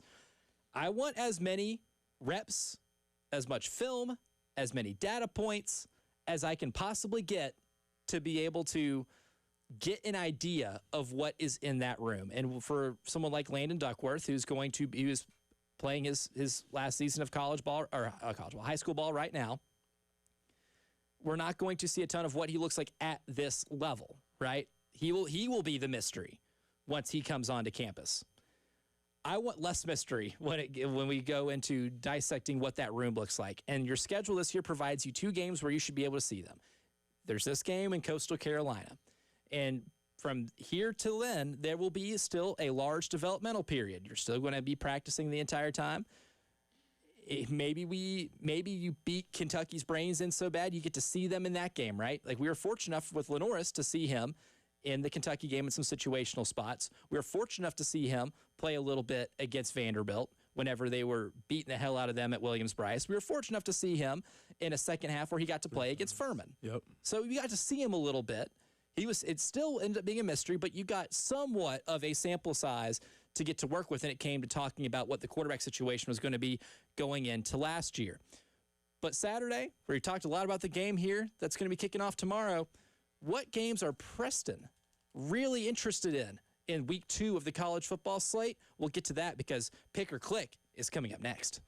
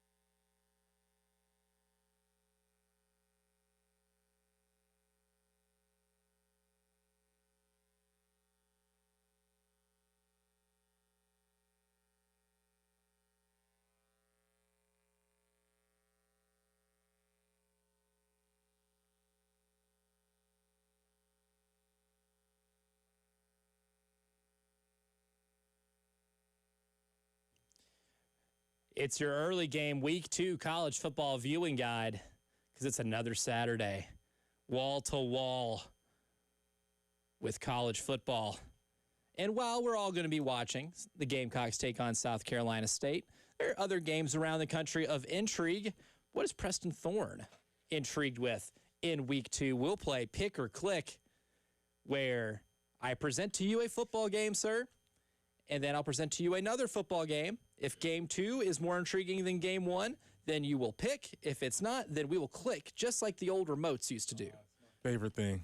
I love it. There's a reason they used to call them the clickers. I love it. It's my favorite thing to do. Continue. So we'll start. The first game I present to you, Illinois at Duke. And then also, I present to you Baylor at SMU. So you have Illinois at Duke right now. I present to you Baylor at SMU. Are you picking or clicking? I'm going to pick Illinois versus Duke because obviously there's beef. And I need to see this with my own eyes. I need to see why they've been ranked ahead of us this whole time, why we've been coupled with this group. So yeah, I actually do plan on watching that game. So we're clicking on Baylor at SMU. The battle for the Cyhawk Trophy. A game that introduces a lot of weirdness on a yearly basis. Iowa at Iowa State. Are you picking Iowa at Iowa State, or are we clicking and staying on Illinois at Duke? I'm going to click. I'm still staying with Illinois at Duke. I mean, I appreciate the game. I appreciate the history and the battles of those two teams, but now I want to see Burt Bielema. Big Burt. I want to see Big Burt. You want to see Big Burt in that defense and what they look like against a quarterback like Darian Mensah, which Darian Mensah, maybe one of the best quarterbacks in college football that people just don't talk about. Correct. Was at the G6 level last year with Tulane, had an awesome season. And the reports from On3 say that he was paid $4 million to go to Duke. Picked up a bag. That Duke football dropped $4 million on a single player. Not the team, but a single player. That should tell you how Duke values Darian Mensah. Had an incredible statistical performance against Elon. I'm curious to see what he does against a defense like Illinois and a defensive mind like Big Burt. So we are still on Illinois at Duke. Ole Miss at Kentucky. Are we picking or are we clicking on this one? Still going to click. Okay. Still going to click. Still going to click. Still, with you, you've been on the stumping grounds for Stoops is cooked. Yep. And I'm with you. I believe it. So I don't see this thing being a contest. I think Ole Miss runs away with it pretty early. That's the intriguing part of that game, is that it should not be a contest. But whether or not Lane Kiffin invites them into it is another part entirely. Kansas at Missouri, the OG border war. All right, so I've already watched the Duke game. I've already watched Illinois. I got a good feel for who they are. Maybe the score is whatever it is. I can go back to it. But I'm going to pick Kansas versus Missouri because I got to check out what's going on with Eli in that squad over there. I got to see them. Did they get the quarterback situation figured out? Can I just hate watch and see them lose? You notice a theme of how I'm watching these teams. You do like to hate watch. That's one of my things. I just like to watch. I like to watch games and just grumble underneath my breath. So yes, give me that one. Fun viewing element. Kansas will also sometimes run a 2-quarterback system on the field. Sometimes, not all the time. Not a 2-quarterback system, but like 2 quarterbacks on the field at the same time. Like Lance Leipold, one of the more creative coaches in college football. Always something to watch for. Yeah, so pick that. So you're at Kansas at Missouri, South Florida at Florida. I think that's an intriguing game, but I'll stay with I'll click away from that. But I do think it's intriguing. Yes. But I will click that. The all Gamecock opponent bowl, Vanderbilt at Virginia Tech. Your week 1 opponent versus your week 3 opponent. Pick. This is where I can get my advanced scouting on. I can start looking at some players, seeing what Vanderbilt looks like. And again, the reason why I say this is interesting is because I know a little bit about Virginia Tech now, so I'm familiar with what they do. Now I want to see how that looks going against Vanderbilt. Also, there's a revenge element to this game. Because Virginia Tech should have won that game last year. There's a revenge element to this game. Diego Pavia is pretty exciting. That's a game that I'll pick. Yeah, there's a big element of Virginia Tech drooling on themselves in that game last year. And finally, pick or click Michigan at Oklahoma. You know, this one, nobody's really I haven't heard a lot. This is an awesome helmet game. Oh, great helmet game. Right? Elite helmet game. Classic helmet game. I'm intrigued a little bit more by John Mateer. I'm intrigued. I'll pick this because I've seen highlights. I've seen clips. I'll pick this. I want to see what he looks like in a full game of action. Especially against Michigan's defense, which to me is a little bit of a mystery, too.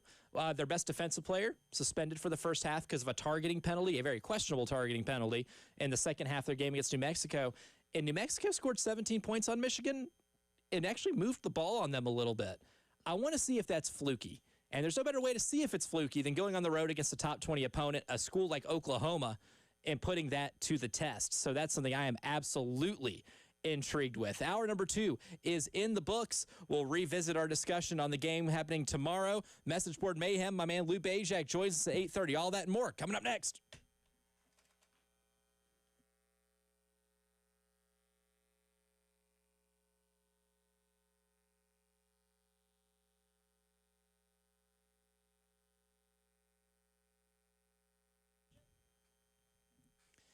Now, one thing that can put a real damper on your football watching activities is if there's a leak going on with your roof. And, of course, the best advice I can give you is that if you have a leak, you should let Midstate Roofing take a peek, because for nearly 30 years, Midstate has continued to be that proven leader in the roofing and waterproofing industry. And that proven history should be your assurance that whatever is going on with the needs of your facility or your home, Midstate Roofing has what it takes to be able to give you the peace of mind. And they're all about protection of your building and protection of the thing that protects your building, because you can get a maintenance contract to protect that roof. So call today, 803-356-1919, and don't be afraid if something is happening after hours, because they still have an on-staff technician that can help you even after normal business hours. 803-356-1919 or midstateroofing.com. If you have a leak, let Midstate Roofing take a peek.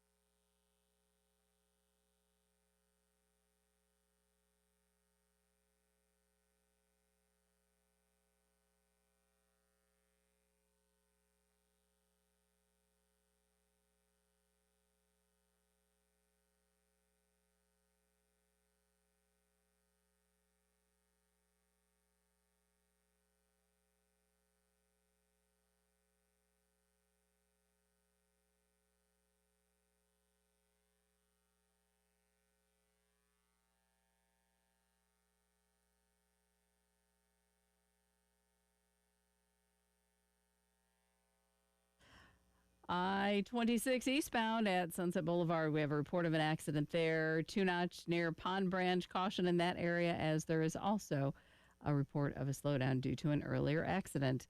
92 today and tomorrow. A little more humidity, some sunshine as well. So game day tomorrow should be great. Come Sunday, we're looking at 87 for the high, maybe an afternoon or evening thunderstorm, and then low 80s to start off your work week. But it's 67 currently on 107.5 The Game.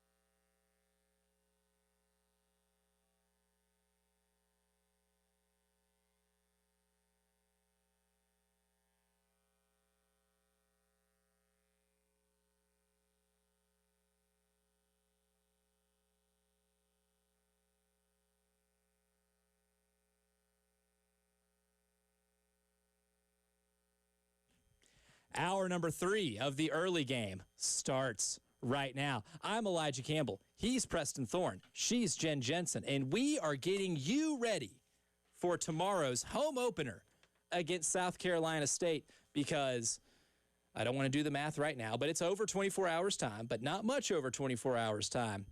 We'll get to play a football game at Williams-Brice Stadium, and that should get everybody excited. I don't care who you're playing against. And there's some buzz on the interwebs about different color combinations, maybe possibly, different placements, different logos on the field. What is it going to look like? So there's a little bit of buzz about the first game of the year. Jeremiah Donati did confirm with a picture that the palmetto trees have been moved to the end zone. The palmetto trees. Thoughts on that one? Okay. I kind of like it. Cool. I did love the previous placement. I did also. But I can live with, if you're a fan of the team and the logo's there and you're going to get a lot of money from it in today's age of college football, that's the type of stuff required to get you ahead. I think this is a solid compromise. We don't have a signature end zone look. Yeah. Right. So there's nothing that's holding us to anything. Maybe this is something that becomes it. Maybe this is something that people, especially if you get in the box a lot, people start to make correlations between South Carolina getting in the box and that darn tree that's there or something. So I could see this being a thing that builds. So I'm cool with it. Yeah. I'm cool with it. When I thought about it in theory of, okay, palmetto trees in the end zone, what's it going to look like? Then I saw the picture that Jeremiah Donati posted. I said, you know what? I like that a lot. It's one of those things I had to see it to believe my enthusiasm for it. This game is an interesting one because even though they're games that not a lot of people love, they can be the ones on the schedule that you're indifferent towards just because you're playing an FCS opponent. It's a mismatch up and down the board. You're going to be bigger, faster, stronger by a pretty significant margin. There's an element to this that is unique to college football. And I like looking at a game like this through the scope of the FCS team, right? I like to kind of change my perspective on a little bit because, as we do, it's our jobs to look at this game through the scope of the SEC school, to look at it through South Carolina's perspective. But a fascinating part of this is, how do FCS teams approach this type of game? And earlier this week, Mickey Joseph, the head coach for Grambling State, was asked about their game against Ohio State. That's going to be this Saturday. This will be cut 12, Jen. He was asked about playing Ohio State and kind of breaking down the matchup, and I think his answer reflects the attitudes of a lot of FCS teams going into these type of games. Well, first of all, they got a great band, and we have a great band, and we're going to compete as a band. But I'm just joking right now. We understand what we're getting into. We understand what's going to happen. We understand there's not balance in the scholarships. It's not balance in what they have resources wise, what we have resources wise. But we all know why we're playing the game. And I spoke to the coaches today and said the game better be clean. It better be clean. And clean to me is that we don't have 9 people on the field. We don't have 13 people on the field. It's clean. We play within the system, and we swing. And I thought the last part was interesting. The funny thing is, they have a great band. Yeah. We have a great band. And really, if we want to talk about band matchups on the weekend, maybe one of your better ones. Well, the Ohio State-Grambling State band matchup is a solid band matchup. Both are absolutely known in their categories. Obviously, we have the Marcher 101 coming to town, so we're looking forward to hearing them. So there is obviously some jokes at the beginning of that. But the back end of that was that you want to see that team coming in, and he said he wants to see his team play a clean game. Obviously, as he said, there's a disproportionate there's a disparity in resources, disparity in talent. We get all of that, but that doesn't stop your team from playing a clean game, penalty-free. You want to look like you are a legit operation, which we know South Carolina State is. Yes. Because Chennisberry, as you stated, I think one of the more underrated coaches in America. He's going to win a lot of games. South Carolina State fans, cherish it. Yep. Because when those dudes win a lot of games, they tend to get opportunities. Cherish Chennis. Yeah, cherish that while it's there. So they will run that, and that's something that I think those teams, you want to be out there and say, hey, we play ball too.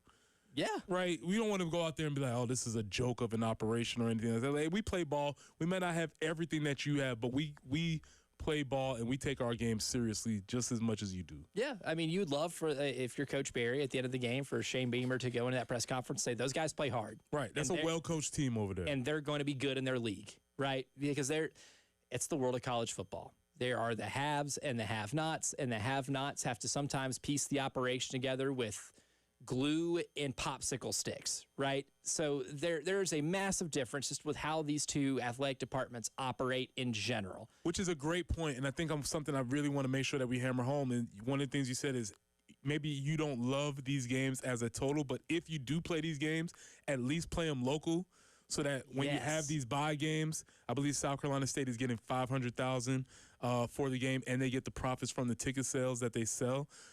So that is something that they are putting together the budget for the athletic department as a whole with this particular game. Coastal will have a similar opportunity later on in the year. So if you do play these games, at least make them be local, at least make them be ways that you can contribute to the overall economy of the state. Yes, financially beneficial to the schools that are close to you.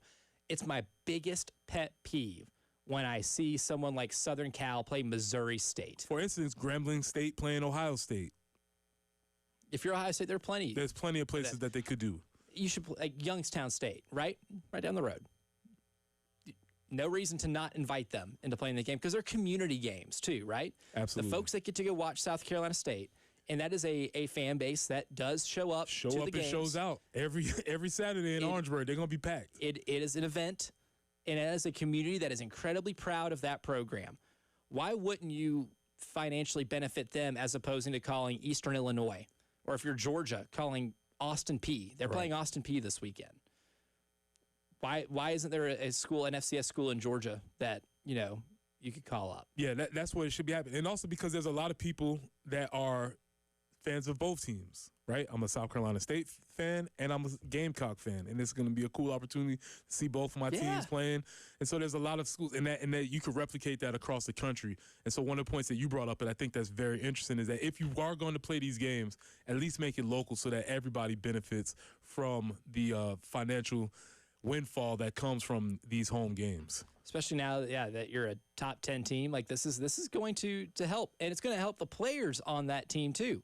And here's a good kind of an interesting element to look at it. I mean, you will ultimately poach players from the FCS level. Torricelli Simpkins played at North Carolina Central.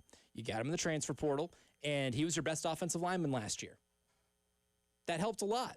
There are dudes this level that can play, that develop and ultimately become ready to play at your level. We haven't heard his name as much as we thought we have, but Jawan Howell came from South Carolina State. Yep. He's been down on the depth chart. We'll see how that develops. But, yes, this is an opportunity for those players to put themselves on film. I forgot what his name was. My guy, Roger Smith. Roger Smith playing against it. He gets a chance to play against a potential, top 10, top 5 NFL pick. What could that possibly do for him in his future, as far as his future NFL career? So there are a lot of things at stake this game. Make no mistake about it. I expect South Carolina to go out, dominate, handle business early. I don't think this is a trap game or anything like that. No. Do not trap yourself into thinking this is a trap game. It should not be. It is not a trap game. But that being said, there are a lot of reasons why this game is intriguing. Yeah, exactly. And just from so many different viewpoints too. And I think from the South Carolina perspective, going back to it, you get an opportunity to see what your defensive depth is like, because that's where the injury bug is hitting right now. I don't think we see Jalen Kilgore because of the nagging hamstring injury. This is a game you can probably rest him for because you want him as close to 100% as possible for Vanderbilt. I don't think you're going to see Judge Collier because of his injury, 6 snaps into the season. They were afraid whenever the injury happened that it was going to be more long-term. They are fortunate enough for where that is not the case. So I don't think you're going to see Judge Collier. You're going to see some defensive backs and some players in the secondary who don't normally play a lot of snaps get reps, and that's going to be valuable by the time that if let's say Kilgore and Collier do have to miss additional time. You get to see if you can trust them going into games like the Vanderbilt game, the Missouri game, the Kentucky game, or maybe even later on to the season once you hit like the real murderer's row part of your schedule. that if they get the reps early, the development kind of gets sped up a little bit if they're able to get those reps in a real game setting. That's why I call this a developmental game. This is a developmental game. This is a chance for everybody to get better and correct the things that they needed to correct from last weekend. With the 3 phases of the game, give me one. Let's go through and look for one maybe expectation that you have for the team in each phase of the game. So let's start with offense. What's something that you would consider this game a success if they do this? If the freshman wide receivers flash the talent, right? If they're able to get involved. Because I think one thing with your offense, the more you get into the season and you start to play your Alabamas, your Oklahomas, the LSU game on October 11th, which is shaping up to be, if things hold serve, one of the biggest games in the country for the 2025 season, right? That is a massive, massive game. But once you get to that point, our defensive coordinator is going to look at your wide receiving group and say, really, if we shut down Nick Harbor, then we can keep everything else in front of us because they love to use the tight ends. If we keep everything in front of us, we can keep them in 3rd and longs. We can be able to take advantage of that offense pretty early and often. Or do a couple of freshman wide receivers, Donovan Murph, Brian Rowe, who we've heard a ton about, maybe Malik Clark, Lex Cyrus. Do a couple of them make some plays in this game to where when other defensive coordinators have to prepare for you, they have to account for those players too. That's what I would like to see this offense kind of get to in this game. That makes sense. For me, Coach Holtz used to always have this phrase where he would say, we want every series to end with a kick. Him being the master of the language. And what that means is either we're going to punt, either we're going to kick an extra point, or we're going to kick a field goal. And so what that in turn means is that we don't have any turnovers. And so you want every series to end with a kick. Even if it's a punt, that's okay. Yep. So if every series ends with a kick, they'll be successful. So that's on offense. What do you expect on defense? On defense, keep them out of the end zone again. At this point, I think we're in agreement there. Yeah, you kept Virginia Tech out of the end zone. I don't see no reason why a team that is still figuring out their starting quarterback situation, even though they do run a more unique offense, one I don't think you're going to see throughout the season in terms of them going no huddle but not playing up tempo. Those are a combination you just do not see frequently in college football, but South Carolina State will do that. Can you still handle that and not let any plays happen because of miscommunication? Drill down on that one more time. They play no huddle, but they don't play up tempo. They will get to the line quickly, and then sometimes the decision will be made on what the play will be while they're already lined up. Then they might shift into a different formation. Maybe then they'll send a couple of receivers in motion and maybe load up on one side of the field. They figure things out more so once they get the ball or once they get the team lined up to the line of scrimmage. They will keep you on your toes. Sometimes they will hurry up to the line of scrimmage and then snap within 3 or 4 seconds, right? They will sometimes. It's kind of a fastball changeup type deal with how they manage tempo. They play with tempo, meaning that they play fast and slow. Yes, exactly. There's a wide variety. They have a 65-mile-per-hour changeup and a 95-mile-per-hour fastball. All right, what about special teams? I want to see you score one. I want to see you score another one. I mean, Wofford scored 2. I would like to see you score 1. Wofford blocked a kick and scooped and scored it and returned a kick for a touchdown, and plenty of those kicks that they got in the game, they got really good returns on. I would like to see you make some magic happen in the special teams. Really be tomorrow I think we're in agreement on that. I say an explosive on special teams. Yeah, and even if you don't score, an explosive, right? I like to see Vakari Swain specifically build upon what he did against Virginia Tech. If he's able to get you set up in a really good field position, even if you don't score it, I still think that's a win. You showed us something on special teams. Unfortunately, if the game ever gets close, the message boards will not be pleased, and rightfully so. I consider that to be in the realm of righteous football anger. But there is some righteous and maybe unrighteous football anger on the message boards coming up this week. So for Message Board Mayhem, we'll bring you the best of the best from around the country. That's next here in the early game.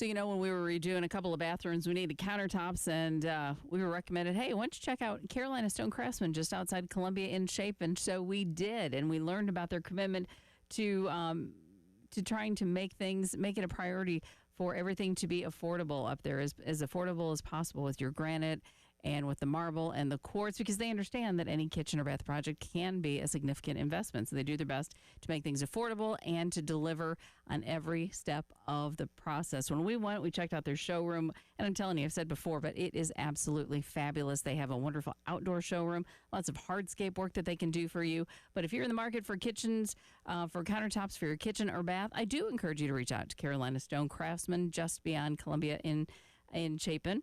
And make sure you tell them Jen Jensen sent you. They're family-owned and operated, Carolina Stone Craftsman. Just check them out online, carolinastonecraftsman.com. That is carolinastonecraftsman.com.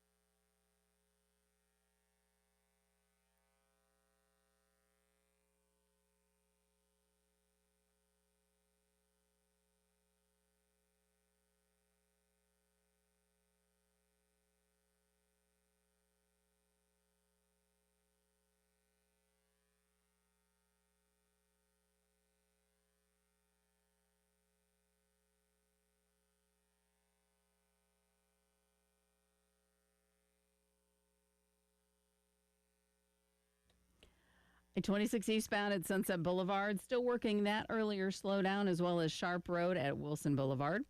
Two Notch Road near Pond Branch Road and Two Notch Road near Sparkleberry, also an accident there. Beautiful forecast on the way. We're looking for a high today of 92. Going to be 92 tomorrow and 87 with maybe some afternoon thunderstorms on Sunday. Not a washout, just maybe a chance for them later in the afternoon. But we have some clouds right now, sun trying to peek out. It's 70 on the early game.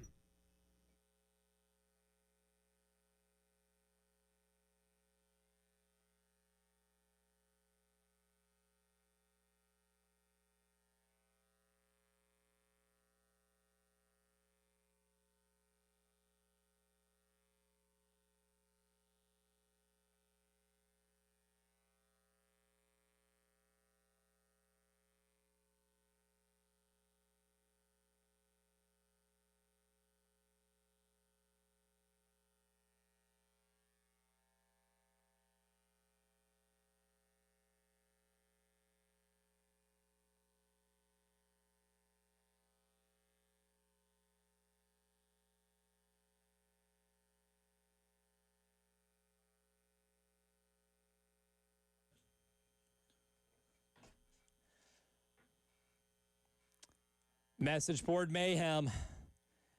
And I would like to consider this one message board creativity. You like creativity, Preston Thorne? Absolutely. Do you love stories on how people like to sabotage other programs? You know, I have the hater blood runs through me. Well, we have maybe one of our most creative sabotage plans yet in college football. We had one a couple weeks ago about Penn State and how they were going to try to mess with Michigan in terms of throwing off their communication by doing some high-tech stuff of interfering with radio frequencies. It's creative, but it's not this creative. And if I told you the fan base who came up with this is not from the SEC, is not from the Big Ten, is not from the ACC, and it's not even in the Big 12, would you be surprised? You know what? I would not, because we have the idea about the SEC, it just means more. But I'm here to tell you, it means a lot to everybody everywhere. Uh-huh.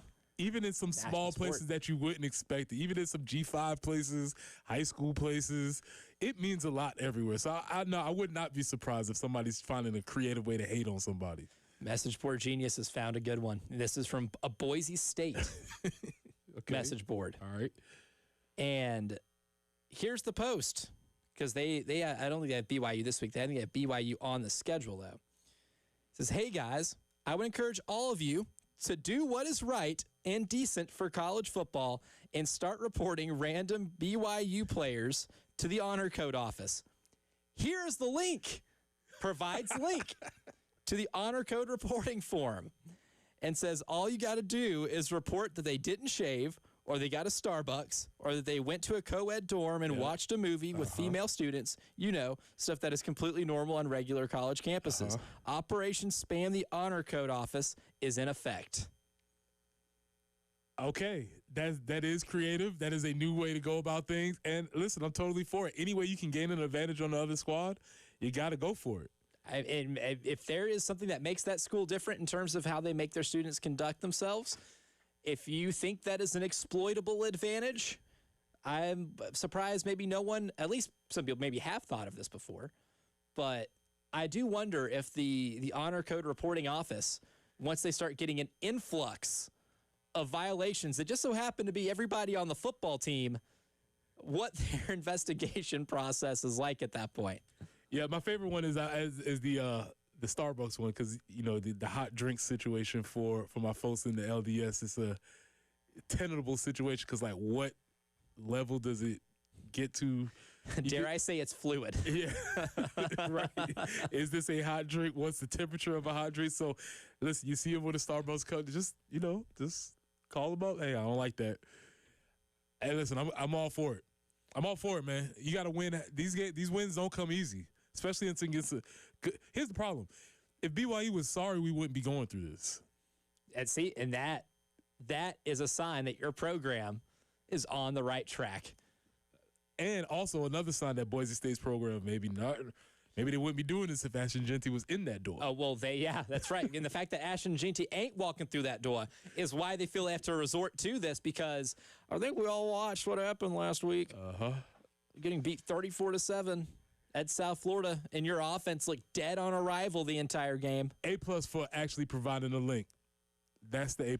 Yeah, here's the thing. If you're going to offer a plan, give access to be able to execute said plan, right? You don't just Leroy Jenkins yourself into this and start, acting before planning. I at least give you props for planning this out. You like conspiracy theories, Preston Thorne? We're on the message board. I like. Let me rephrase this. I like dumb conspiracy theories. I don't like conspiracy theories that harm people. That are harmful. Yes, there are certainly conspiracy theories that are harmful. I like dumb. Usually sports conspiracy theories is my lane. Stupid sports conspiracy theories are more fun. Yes. Oftentimes harmless. If I had to tell you that I found one, Message Board Geniuses found it. I found it, and I bookmarked it because I was like, we got to use this. If I tell you I found maybe the dumbest one you've ever heard, I want to give you a wild guess as to which fan base it came from. Now that, unfortunately, I would say it came from the SEC. It did. And if I told you it came from Tennessee, if I told you it came from VolQuest, it would be the least surprising thing you've heard all day. Correct. This one, Obviously, has nothing to do with the clearly, obviously false and dispelled one about South Carolina beating the brakes off of them in 2022. This one, a little different. It says, my tinfoil hat theory is Clemson and Miami. My tinfoil hat logic is that I'm convinced all the lunatics who call into the Paul Feinbaum show are paid actors by the SEC network, and they have Clemson and Miami, air quote, fans call in almost every time I watch. So this person is a Clemson and Miami fan denier.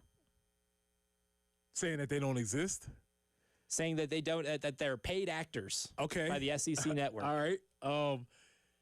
The only issue with that is that the idea is that this has been a thing before it was a thing on the, like, these people have been doing this. That's why we even have the Paul Feinbaum show, because people were calling in there. So we know these people exist. And so that's the only way that you would debunk that. It's like, these people exist. They do. And I mean, also, we can't confirm. We live the here. call I heard from this weekend from, I believe his name is Legend, you couldn't pay somebody to put that type of passion. If he's that good of an actor, sign him up for some real awards. If he's that good of an actor, yeah, he's winning an Oscar one day. Yes. Right? I mean, that stuff's real. Yeah.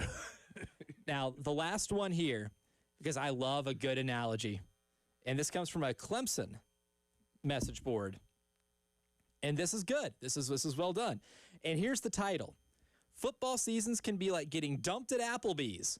Are you intrigued? Preston Thorne. I'm listening. Post reads, I've been dumped a few minutes into a date and after last call. When a woman tells you agreeing to date was a mistake before the first app hits the table, it's a blessing. Even if she doesn't split the bill, you're only out about $15, assuming you're using a half-price app coupon. You also have plenty of time to recover and hit on one of the cougars stalking prey at the bar. If you get dumped after last call, it's going to cost you a paycheck, and even the lonely chick at the end of the bar that smells like cheese and slurs has already latched onto some other lucky guy. Football seasons are no different. We're going to beat Carolina and dash their chance at the playoff due to a late loss before punching our ticket at the ACC championship. Nobody will even remember that we lost to a bunch of French-speaking rednecks. And I wonder who they're talking about there. Go ahead and bookmark this. It's science. I have bookmarked the tweet because of the Carolina thing. Let's come back to that. And also, out of all the things I've heard in terms of comparing a football season to life, which there are many parallels, getting dumped at Applebee's is one that I would have gone pretty far down on the list to get to. Oddly specific. It sounds like it is certainly something that has happened before for this individual. But the real lesson to be learned here is that, yes, you can save money by the half off coupons for apps at Applebee's. Yeah, I'm more of a Chili's guy myself. I'm going to have to think on that one. If we're being real here, definitely way more of a Chili's guy. But you can save some money that way. If you go for the half-price one? Okay. Yes. The apps are sometimes the best things on the menu. No, that's right. That's correct. Yeah, Yes. and you can have try different things. You can. You know. Yes, you get more of a sample that way.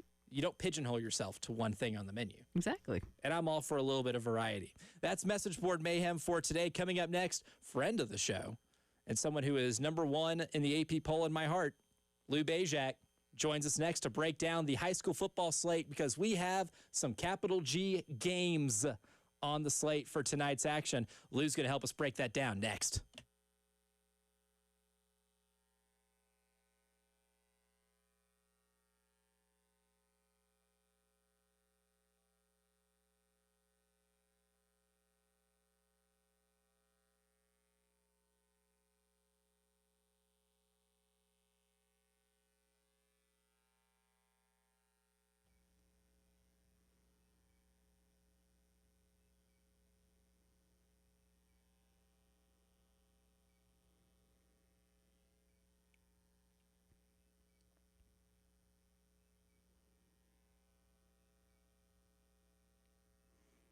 It's Jen for CHW Cabinetry in Lexington. The demolition we did with the kitchen, it was a great experience, even though it was terrible to go through as far as having to totally redo the kitchen.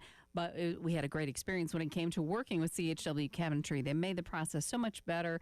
They're just a lot of fun to hang out with, to be really honest. But they gave us great suggestions on how to get everything laid out as far as accessories that were accessible, got it all pulled together. And as I mentioned, the photorealistic rendering, so helpful because you could take a picture of your, quote, finished kitchen and take care of all of the other things you needed to get put in there to get everything finished. And because it was such a great experience, we went back to them for a couple bathrooms, and we needed to get some cabinetry for those as well. So I'm telling you, they are the place to go if you're looking to make some adjustments in your home, in your closet, maybe a home office workspace. Just check them out, chwcabinetry.com, or call them at 803-520-6837. Tell them Jen sent you. CHW Cabinetry, passion from inspiration to installation.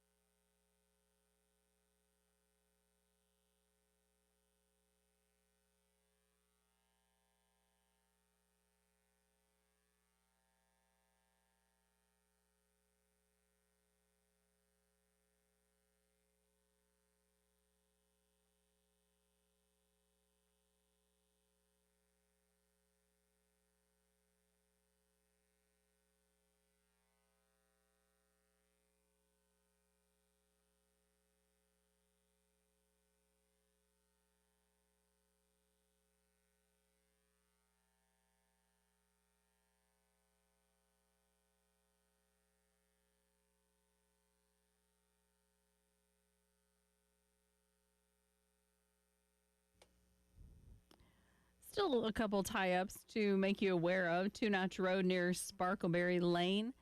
Also Sharps Road at Wilson Boulevard. So be mindful in those areas. A few other slowdowns just from typical traffic flow, especially on a Friday morning. But we're looking for a nice forecast for sure. Sunny today, 92. Mix of clouds and sun tomorrow, 92 also. Before we get to Sunday, where it'll be 87 with a couple of afternoon or evening thunderstorms popping up. And really, we'll be into the low 80s come next week. So a little taste of summer this weekend before we get back into the low 80s. Right now, it is 70 on 107.5 The Game.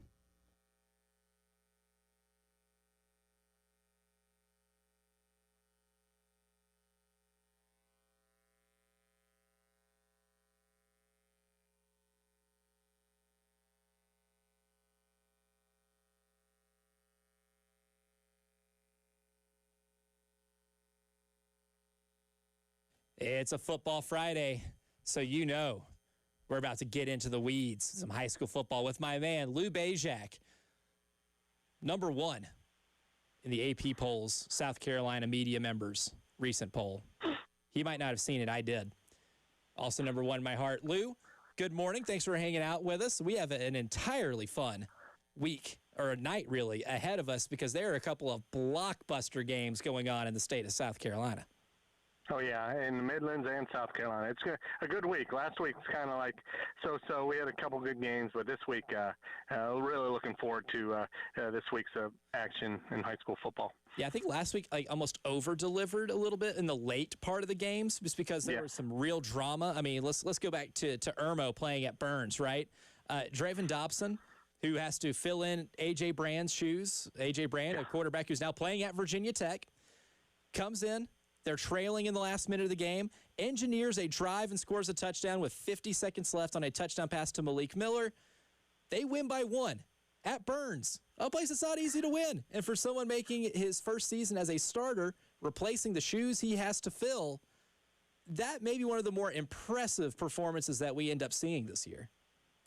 Yeah, it was good. The first season has started at Irmo, but he's had time at Gray and BC as starter. But to come in, I mean, with the shoes, and you got Malik Miller, I mean, who was on the team last year, but, I mean, now you're trying to replace Donovan Murph, and now these two engineer and take a big part of that drive, and they're missing a couple key players in that game. They're starting running back, and then Bryant went out a little bit with an injury, and then so great win on the road, and now they come back to play a Butler team that's 2-0, and that Irmo had to stop on the 2-point conversion last year to win it. So it should be a great game at Hawkins Stadium tonight. The one that I'm looking forward to the most tonight is 1A powerhouse Abbeville. Mm-hmm. Grass is green, water's wet. Abbeville is going to win football games. They have to go at Batesburg-Leesville tonight. One of my favorite players in the state, Batesburg-Leesville, is Amadre Wooden. Electrifying playmaker. That one has all of the build for a classic high school football game.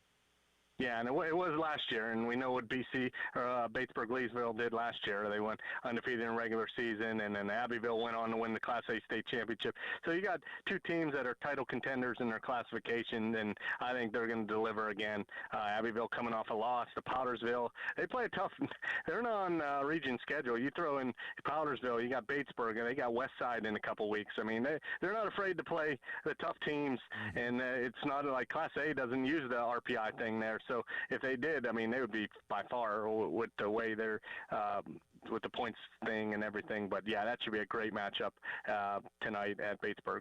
What are you expecting from Ridgeview at Dutch Fork? I know last year it was not a very competitive game, but Ridgeview showed something by giving Northwestern all they could handle in that game, a one-score loss. Now they get to not make things any easier for them by going at Dutch Fork. I mean, credit Ridgeview for the schedule that they play. But that one, I think, is going to be significantly closer than when these two teams met last season. I think so, but we got the injury factor. I mean, Ridgeview will be without for the rest of the season. Their starting quarterback, Trey Howard, dislocated his foot last week early in that game against Northwestern. But the backup came in. He's a sophomore, Ashton. He came in and played well. They ran the ball pretty well. That's what they're going to have to do against Dutch Fork. They're going to have to establish the run with Spencer Bovian. They got Keith there. And they do have the playmakers at receiver with Coleman and Jackson and Jordan Mack. I mean, they got the guys. Pretty tough ask for a sophomore quarterback to be facing in his first career start against Dutch Fork, but we'll see. Dutch Fork came off a good win over Spartanburg, which they ran the ball surprisingly well. A lot of you think Dutch Fork pass, but they rushed for 341 yards last week against Spartanburg. So we'll see if they ran the ball this week or they let Jackson Knotts air it out to Stone Fury and the rest of that talented receiving group Dutch Fork has. Another interesting game. Hammond made things really interesting on Friday night, too. That was a really close game after they had an exciting Week 1 win as well. They have to go at Porter Gowd, a rematch of a state championship game from last season. Porter Gowd, always an interesting program to me. The Fighting Aaron Neesmith, if you will. He had a pretty good season in basketball this year. But he can't play football for them. They get to host Hammond and get another shot at him. What do you expect in that one tonight?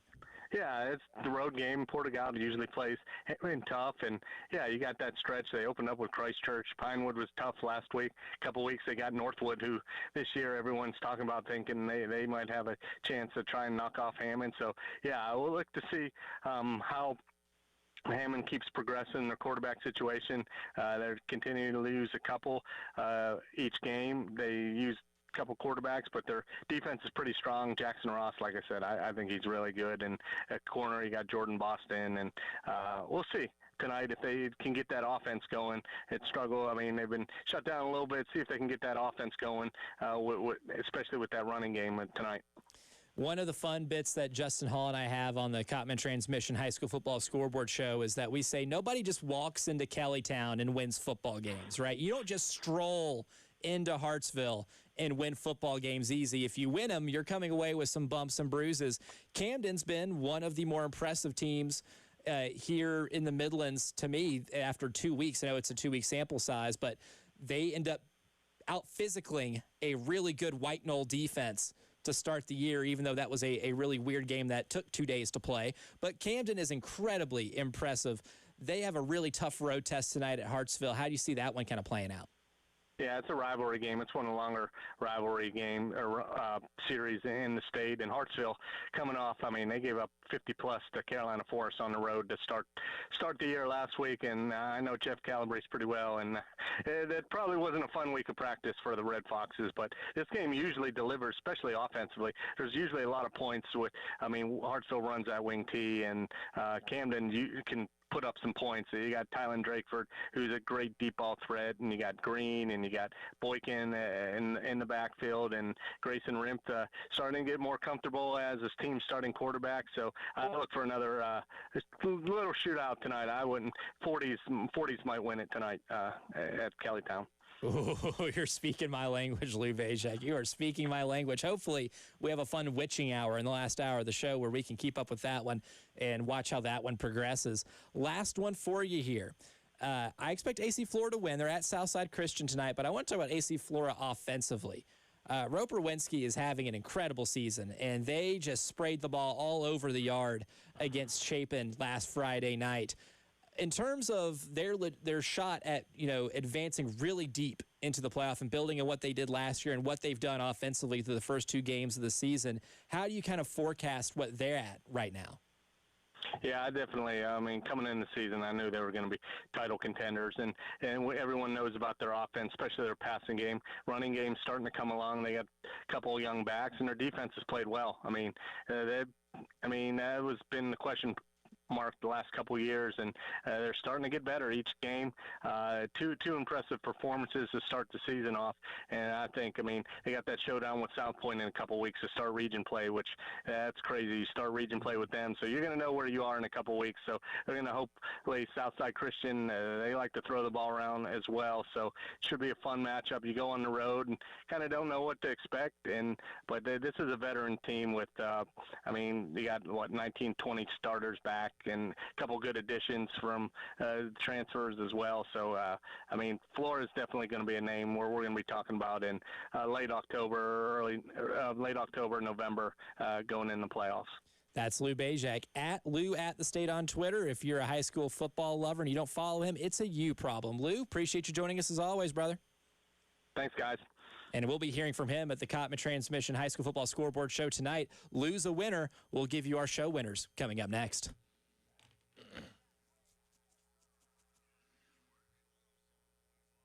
He was. I was thinking, I was like, Lou, help me.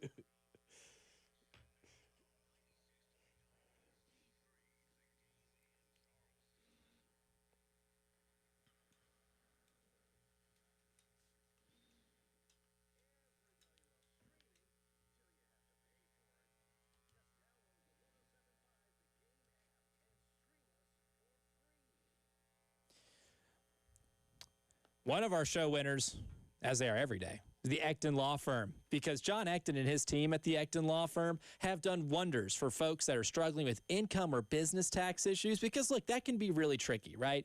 And sometimes you're not even doing anything nefarious. Sometimes it's hard to manage.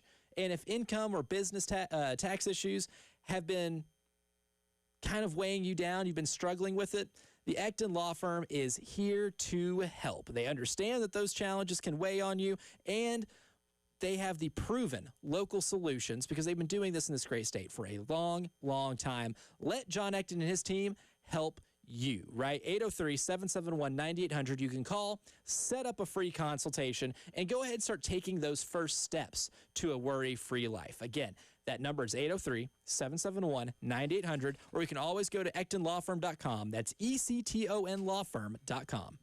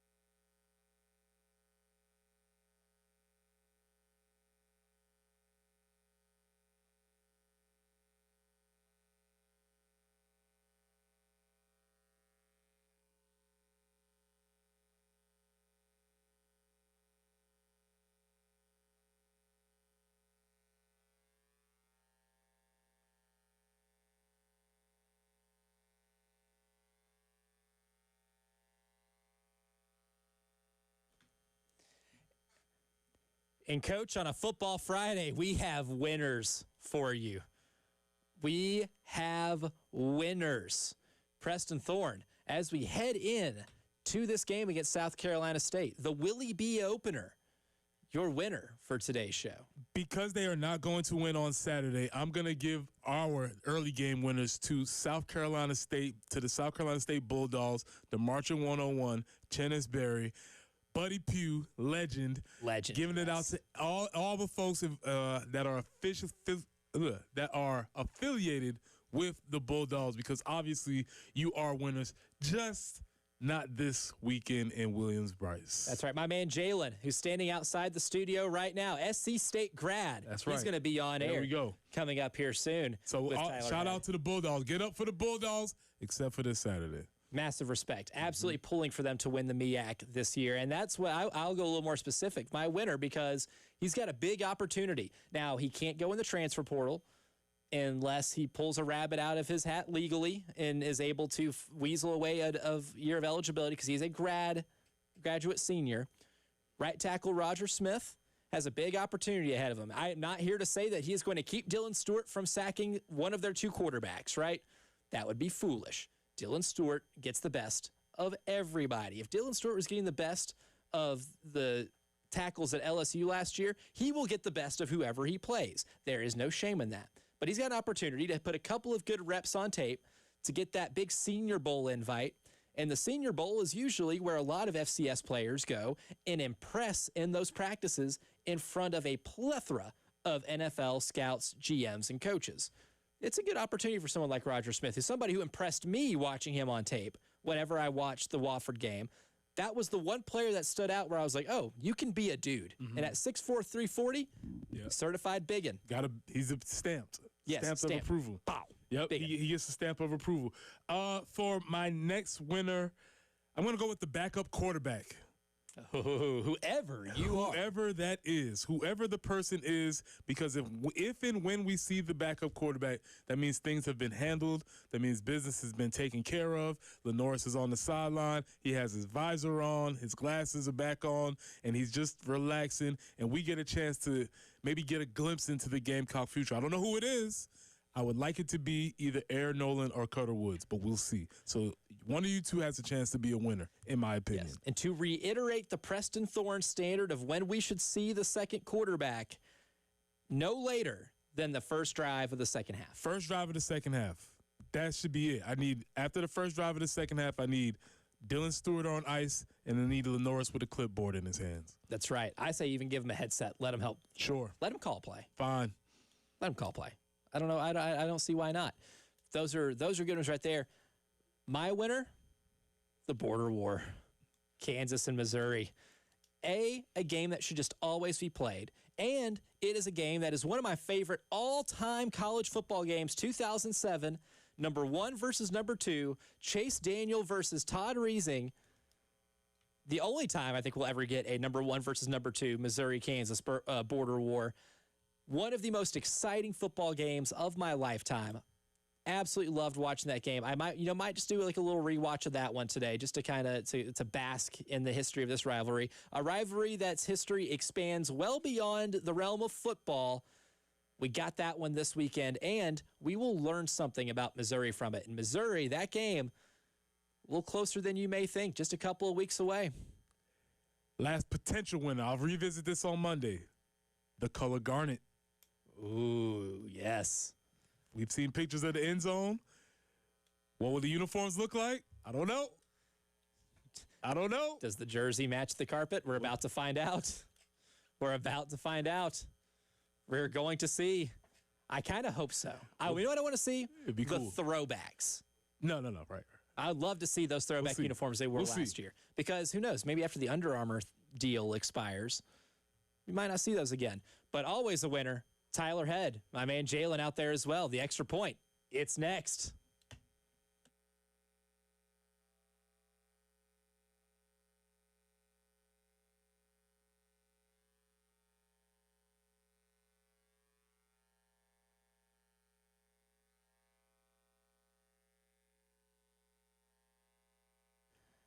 For nearly 30 years, that is a long time. It's a lifetime for some of us.